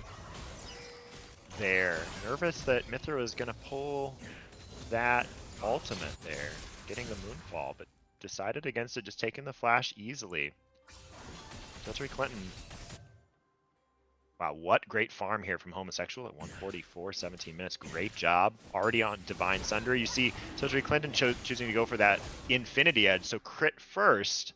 Probably needs one more crit out of him before they're really coming online, but is starting to do damage. Homosexual says, I'm minion farmed, and I've got these little ghouls. Do you really want to fight me, Holy Banana? Yeah. Divine Sunder is done. It's just going to do so much damage to this Absolutely. once tanky Renekton. Mm-hmm. But he decides to take it. He has a brief help from the creep, but here's the Maven. Oh, Now it's Maiden. 2v1. What's going to happen is I've got to start goodness. running, but you can't run. Homosexual trying to get in there. The team, Silas coming over to try to offer support. Skippy McSkipper is here, but Lad is surprised also on the top side of the map, trying to make something happen, and it's all, we got 4 members of Five Bananas descending here. They are saying, we've got to get Holy Banana out. They do. Benjamin Highlife goes in, tries to find something, but only finds it on the tanky member of Vladimir, of Lad's Ladies, which means nothing's going to happen. Those little ghouls from York continuing to just pester Five Bananas. No kills. I can't believe no kills through that little engage there. The scuttle there, yes. Oh my word. Those ghouls, I think a lot of people sleep on them. They think that they're not going to deal that much damage, but the more tank slaying items that York builds, like Divine, and it looks like he's going to start building the Sterix Gauge, it's going to whittle everybody down. You've got to pay attention to this York schools. They've decided that they can't. Sorry to interrupt. They decided they can't 2v2. I thought there was gonna be a fight, but it looks like they're just gonna back away. They know about a move. Yeah. Continue. Yeah. No. The Maiden there. I think that the Maiden needs to be taken out immediately. That's where a lot of York's damage comes from. And Holy Bananas trying to go in, maybe using the AoE to get 2 for 1 here, doing a lot of damage to both. He knows he has Rosen in the wings to come and help. The HP of Homosexual continuing to fall. There's the flash, but it's not enough to get out. Homosexual is going to be taken down by Hero Banana, and now you have a little bit of alone time with the top turret, and it's going down. Yeah. Blue team's turret has been So going into destroyed. this, we're in the final game. We're at 2,000 gold lead, just barely, for Lads Ladies, but the Dragons are even, the teams are evenly matched. It's so close right now. I'm just waiting for a big team fight to happen and to give me some discernment as to which way this is going to go. It's finding the curse of the sad mummy, and immediately Varus falls, and you can chase so hard. The flashes come down. Great sidestep by Benjamin Highlight, who then decides to turn around and takes the shutdown onto Tiltery Clinton. What a great sidestep and turnaround. Now Vladimir doing what Nami does well and disengaging the fight. Yeah. What a great little sidestep there, and re-engage by Highlife to turn that into a 1-for-1. Silverzold acting as Ghost there, helping them push and to take down the other team. It's very, very smart. That is one thing about Lads Ladies is they have such a sticky team. Like, it's hard to run away from these team members. They've got gap closes, they've got slows, they've got this ability or speed boosts to just this ability to stick on you. So good point there about it's they've got good disengage and good chase. So it's tough in those situations. If you're gonna do something, it has to be clean or you can be punished. The combination of Namizold and Silverzold is a wonderful pairing.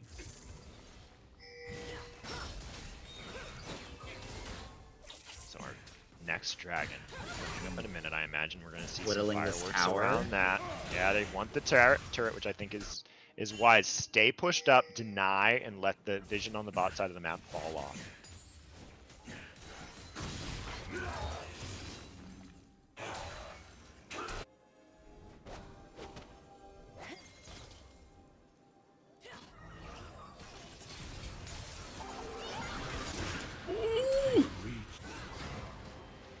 Goodbye. Goodbye, High Life.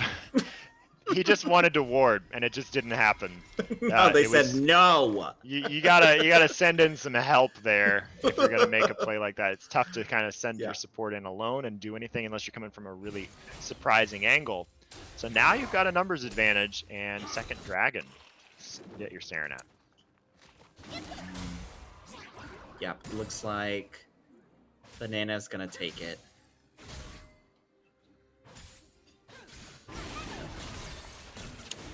Captain Felch on that Blade of the Ruin King, getting that attack speed, Varus, going for that kind of style.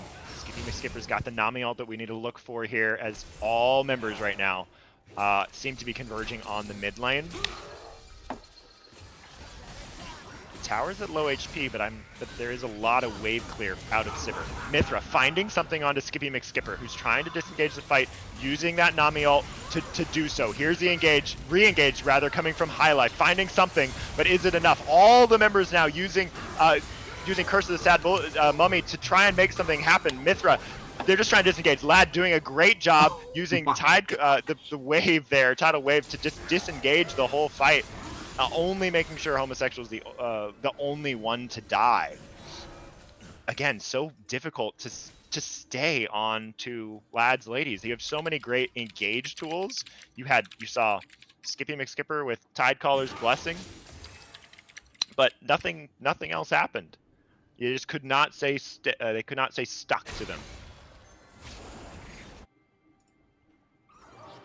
So they're going to use that pick to set up some vision around Baron. And now as a team, they're all moving in to the top side of the map to try and reclaim vision. There's an engage by Mithra onto Captain Felch, who, as an AD carry, way too far forward, getting picked. So now you're down a man, and Latimer's ladies are leaning into this top side of the map to try and make something happen.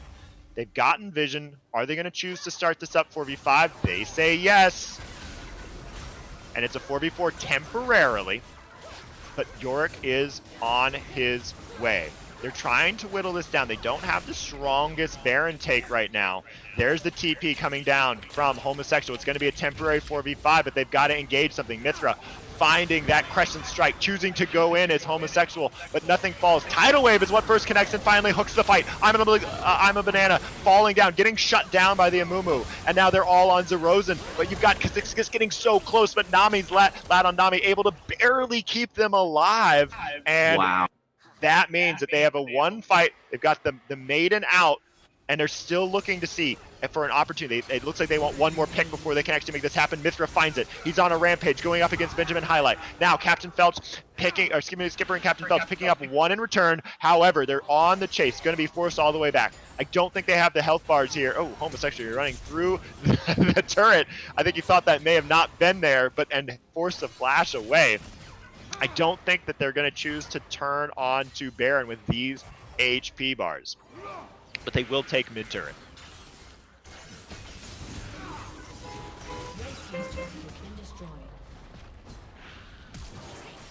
Okay, Tilt Reclaim flashing forward, trying to get some quick damage onto Captain Felch, but does not find the kill and immediately pays for it with their life. Skippy McSkipper just chain lash forward, getting everything up, and taking a quick kill. That's what Silas is going to do well. Lad going to barely stay alive. Zerozen wants something.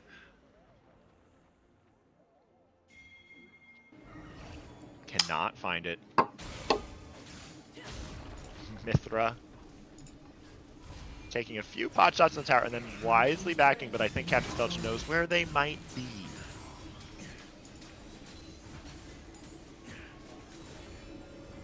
Okay, so at this point in the game, Mithra re-engaging on Captain Felch, just perhaps getting a little annoyed by having their recall channel stopped twice now, but then after pulling the teleport, has to flash away. Skippy wants something? Still right-clicking on Mithra, trying to get there, but I think that Mithra just has enough space. Okay. It is still a very close game. Less than 2k lead here for Lad's ladies. And they're down a dragon. So you have a Baron opportunity, which you have no vision of soon. And dragon spawning soon. Skippy McSkipper trying to find a pick onto Tiltery, who's just checking the river, and that is not the 2 you run into as a Sivir. I'm a Holy Banana, a Renekton, and a Silas. That is a quick pick, but it looks like all they can really do right now is get vision established because of that.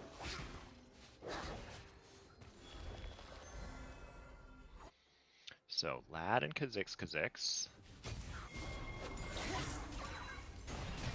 Avoiding the poke. Homosexual in the side lane, doing what he wants to do, which is being a menace.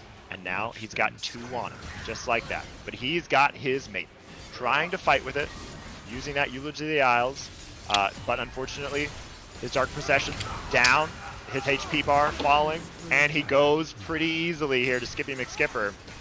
And he just got caught, and there was really nothing that was able to be accomplished in the meantime with Dragon just now spawning, which means if 5 Bananas wants it, they have a little bit of an advantage, tempo advantage here to set up around Dragon. Okay. Pings have been made by Lads Ladies. They're going to see, can we do anything there? And we know that they're going to do drag. Holy Banana thinks they might be doing drag and decides to check. Will lose his flash for it, but again, okay, they are hear me? sticky like glue. And I welcome my co-caster back. They're sticky like glue. They're on Holy Banana trying to do some damage. They, as soon as they hit the dragon, now there's an all-out fight. Highlight flashing forward, getting out the encore, but it's not enough to hold down some members. So many low HP bars. Vladimir finally falling. The fish is not slippery enough. Tiltery Clinton forced to run away, and now has 5 Bananas found their way back into the lead of this game. Yes, they have. They've taken the dragon. They're on 3, and now they have their sight set for the Baron, and we get to see a very easy power play here with the gold bang even. They're about to take Baron. How much can they do with it? That was a huge turning moment in the game. Trying to go for Baron. Holy Bananas sniffs it out, finds them, gets over the wall, stays alive, and then helps his team win the 5v5. Hey Sam, I'm so sorry. I'm back. Had a little Welcome bit of back. technical difficulty. Technology is hard. Welcome back. Hopefully you're able to see some of what was going on, and seeing 5 Bananas take a first real strike, I think, to take a decisive advantage in this game, because now they've got Baron and now they're on Soul Point.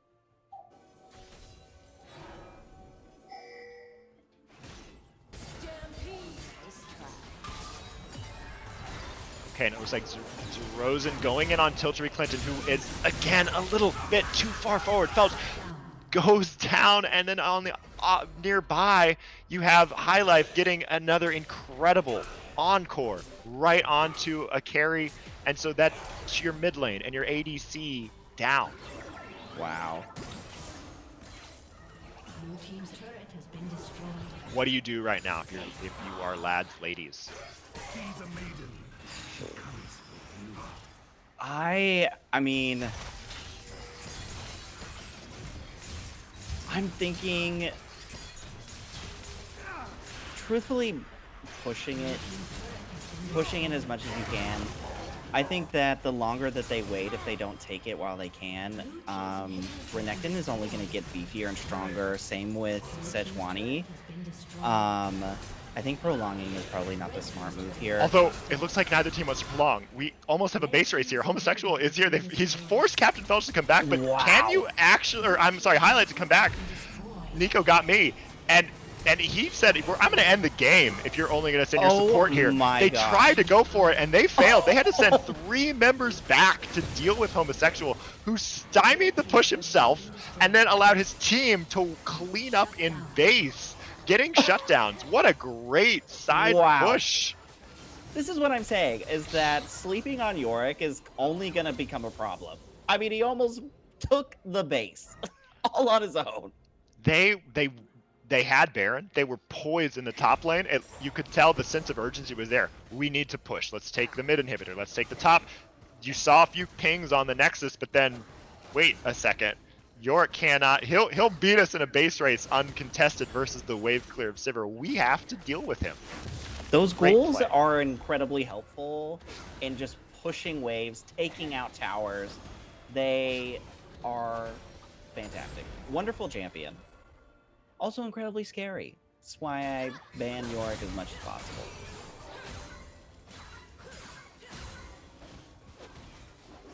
So with that, the Baron power play was even. They're only about 1k up because of the shutdowns. However, they do have some material advantage with 2 inhibitors. And so they have an opportunity here. Lots of big items complete on both sides. This attack speed on hit Varus has 3 items done. He's got that Rage Blade. Sivir is fully online here with Kraken going Blade of the Ruined King to get through the tankiness of Sejuani. You've got so many great choices here coming out of both teams. Vladimir with all the strong support items, tons of repositioning tools, tons of speed up tools, lots of damage from the Imperial Mandate, exactly what you want to see at this point in the game. Both teams just have a game plan and they're trying to execute better than their opponent right now. I still think it's anyone's game. This is where, is it worth leaving one person on Dragon and letting the rest of the team push? So if Banana's team sends Renekton to try to push as much as he can and kind of being the distraction here to kind of keep off of Soul. Keep lads, ladies off of Soul. I would not be surprised if that's exactly what they're going to do. They're going to send their Renekton to try to make something happen. However, he's got teleport. He's going to be looking for a flank. He is channeling in the back. No, he's not channeling back. But yes, he's come into the fight. Here we go. The highlight goes in. Captain Felch is gotten a kill. Kha'Zix in the middle of the fight. It's too late. And now all of 5 bananas onto this dragon means that they have claimed Soul for themselves. Great TP coming in there from Hero Banana, and they're just making the decisive call to we want to fight, we want to go in. And Super Minions are already in the base. And I think that's probably what slowed down Homosexual's teleport. He didn't necessarily want to answer because if you do answer and you lose that fight, it's game over. And so it would have been very risky to go. However, you do give up Soul for that. And of course, holding on to teleport does mean that Homosexual can potentially TP bot if things go awry here in base. So if they can hold on somehow, as Diana finds an excellent moonfall, allowing York to kill Captain Felch and getting out. Mithra playing so incredibly well to stay alive. Vladimir just trying to buy time. Once again, if you get a clean win here, you can TP bot and look for the win because that's not a 1v1 that Renekton can win anymore. Vladimir can't let, they're going to let them go wisely, I think. 5 Bananas is leaving because if you lose that fight, you could lose the whole game. Oh my god, yeah. So close here. Circling back to the question of lads, ladies, what are they going to do? Now I'm taking back my answer. I'm thinking letting Yorick solo lane top. If they can A-ram it mid, but they're setting up for Rift. Yeah, with Baron up at this point. Or Baron, sorry. Baron, and 2 inhibitors. It becomes really difficult to, like, you want to buy time. You want to see if you can get something for Homosexual to make a TP play through. They're trying to get and that's why they want to get a pick on it, because it's scary to have supers in the bot lane and Homosexual alive, because that means the game could end really, really quickly. And he just does so much chip damage through all of this with his ghouls. The wave comes down from Vladimir, falls short because they really were hoping to find some more members of Hero Banana in that tri-bush, but Skippy McSkipper goes in, kills Vladimir, and now you're down a man. And with not a lot committed, Homosexual moving in, trying to 1v1 Skippy McSkipper. He can do it, but it's not a 1v1 for much longer as the rest of the team arrives. So Rosen has gone in. Now you're in 1v4 land, and Homosexual is strong, but not this strong, and he's going to fall to Captain Felch, who is going to rip right through it. That is what Varus does so well. Okay. It looks like this is almost certainly going to be a Baron, unless we have a potential steal coming in. Are they going to look for it, or are they going to give? It looks, no pings are coming down. Okay, so they're going to choose to give. It seems like the game plan here is simple. Take your lead, shop, use Baron to try to push an end. That's what they're looking to do. Yeah.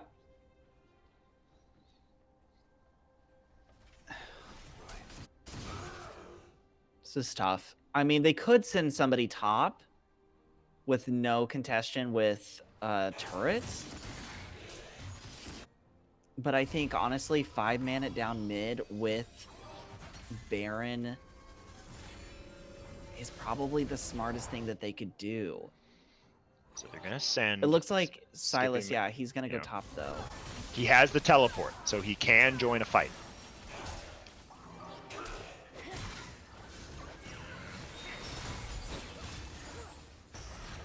Lads, ladies knows this. They're kind of looking for something. Homosexual feels strong. Lad poking, finding the Aqua Prison. Just going to be poke for right now. Yeah. Silas being able to kind of push that lane back to inhibitor.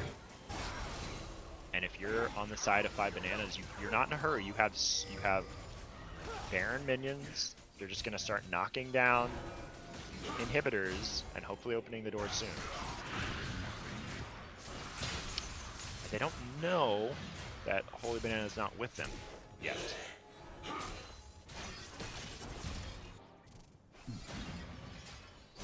Right now, Lads Lady's doing a really good job of just stalling out this Baron. Which is exactly the position you want to give yourself. It is so dangerous. If you do happen to lose a fight convincingly, Yorick means that it could be you lose the game. So it's smart of them to try to stall and just give them a chance. Renekton looking like he's going to go ahead and take that bot tower. They've been so distracted with mid and top that Renekton's been able to push this entire flashing time. forward to try to get some damage. He's got an Aqua Prison he can layer right perfectly on top of that Zanya's Hourglass. Skippy McSkipper going to try and stay alive, but falls him down. And now they have a man advantage. But at what cost? Here's I'm a Holy Banana flashing forward on Tiltry Clinton, who's just doing his best as Sivir to wave clear, which is what they do well. Now, they have a numbers advantage. Oh my goodness, fight. They're going in. Tiltry Clinton, this is your AoE chance to shine, using all the movement speed to try to get some damage down, but it's just not enough. Not willing to fully commit into Holy Banana. And unfortunately, going to lose another inhibitor mid. Vladimir still trying to hook a fight because they're at a numbers advantage. Mithra going in, trying to find the Moonfall, but it does not give enough damage. Now you've got the disengage coming from Vladimir, tidal wave coming down. And now, super minions are on your one lonely tower. Kha'Zix trying to just stall for time and allow Tiltry Clinton to do damage, and they are putting out damage. The Guardian Angel has to come down. Zerozen looking. Now it's just 2 left. Huge ultimate coming out of High Life. I think that is it. Encore comes down, and that is it. Game 2 goes to 5 Bananas. What a 3 games, or Game 3 rather, goes to 5 Bananas. What a 3-game series. 2 wins for 5 Bananas.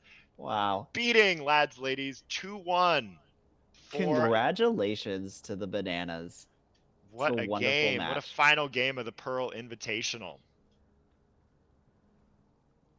Incredible match. Well done by both teams.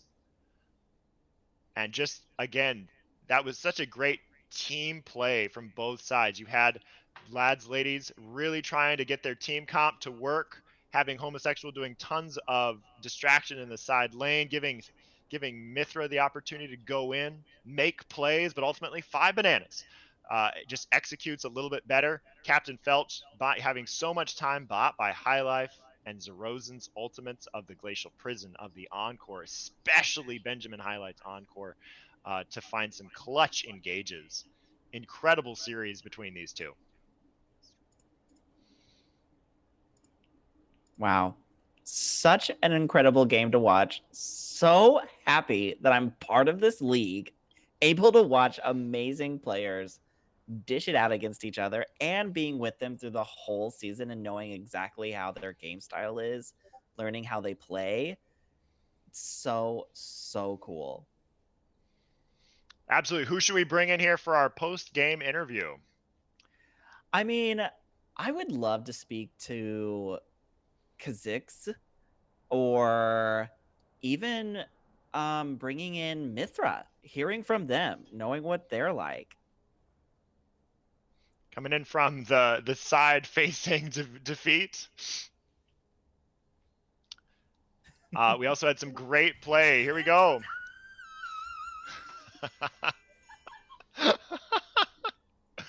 Mithra, welcome. Hello. How did it feel going in with Diana and those moonfalls and those late game fights, trying to bring it back? What was going on in comms during that time? did you mean to bring in Mithra or Skippy McSkipper? Who's here? Who's here? I'm speaking with Skippy McSkipper. Yeah. Skippy McSkipper. Welcome. Welcome. Hello. All right. Congratulations first on the win. you. What went into the thought process of picking Silas in that game? We watched you on mid lane kind of just duke it out all night. What was up with the Silas there? Why was it picked? You played it excellently. Yeah, thank you. Yeah, I picked it. So we knew that Mithra had Diana in their pool, along with a few other champs, but the Diana was one of their top picks. And it's like, okay, if we let that through, I had in the back of my mind that I would probably pick Silas if there were enough ults outside of Diana to pick. And so they had the Mumu, they had the Diana. I switched last minute to pick last just to make sure they didn't see the Silas and then avoid two other ults that I could pick. And so we ended up getting a Nami ult with it as well. And so there's a lot of good ults to pick from, including the Diana. And yeah, I felt like he could go pretty toe to toe with her. So Yeah. Go ahead.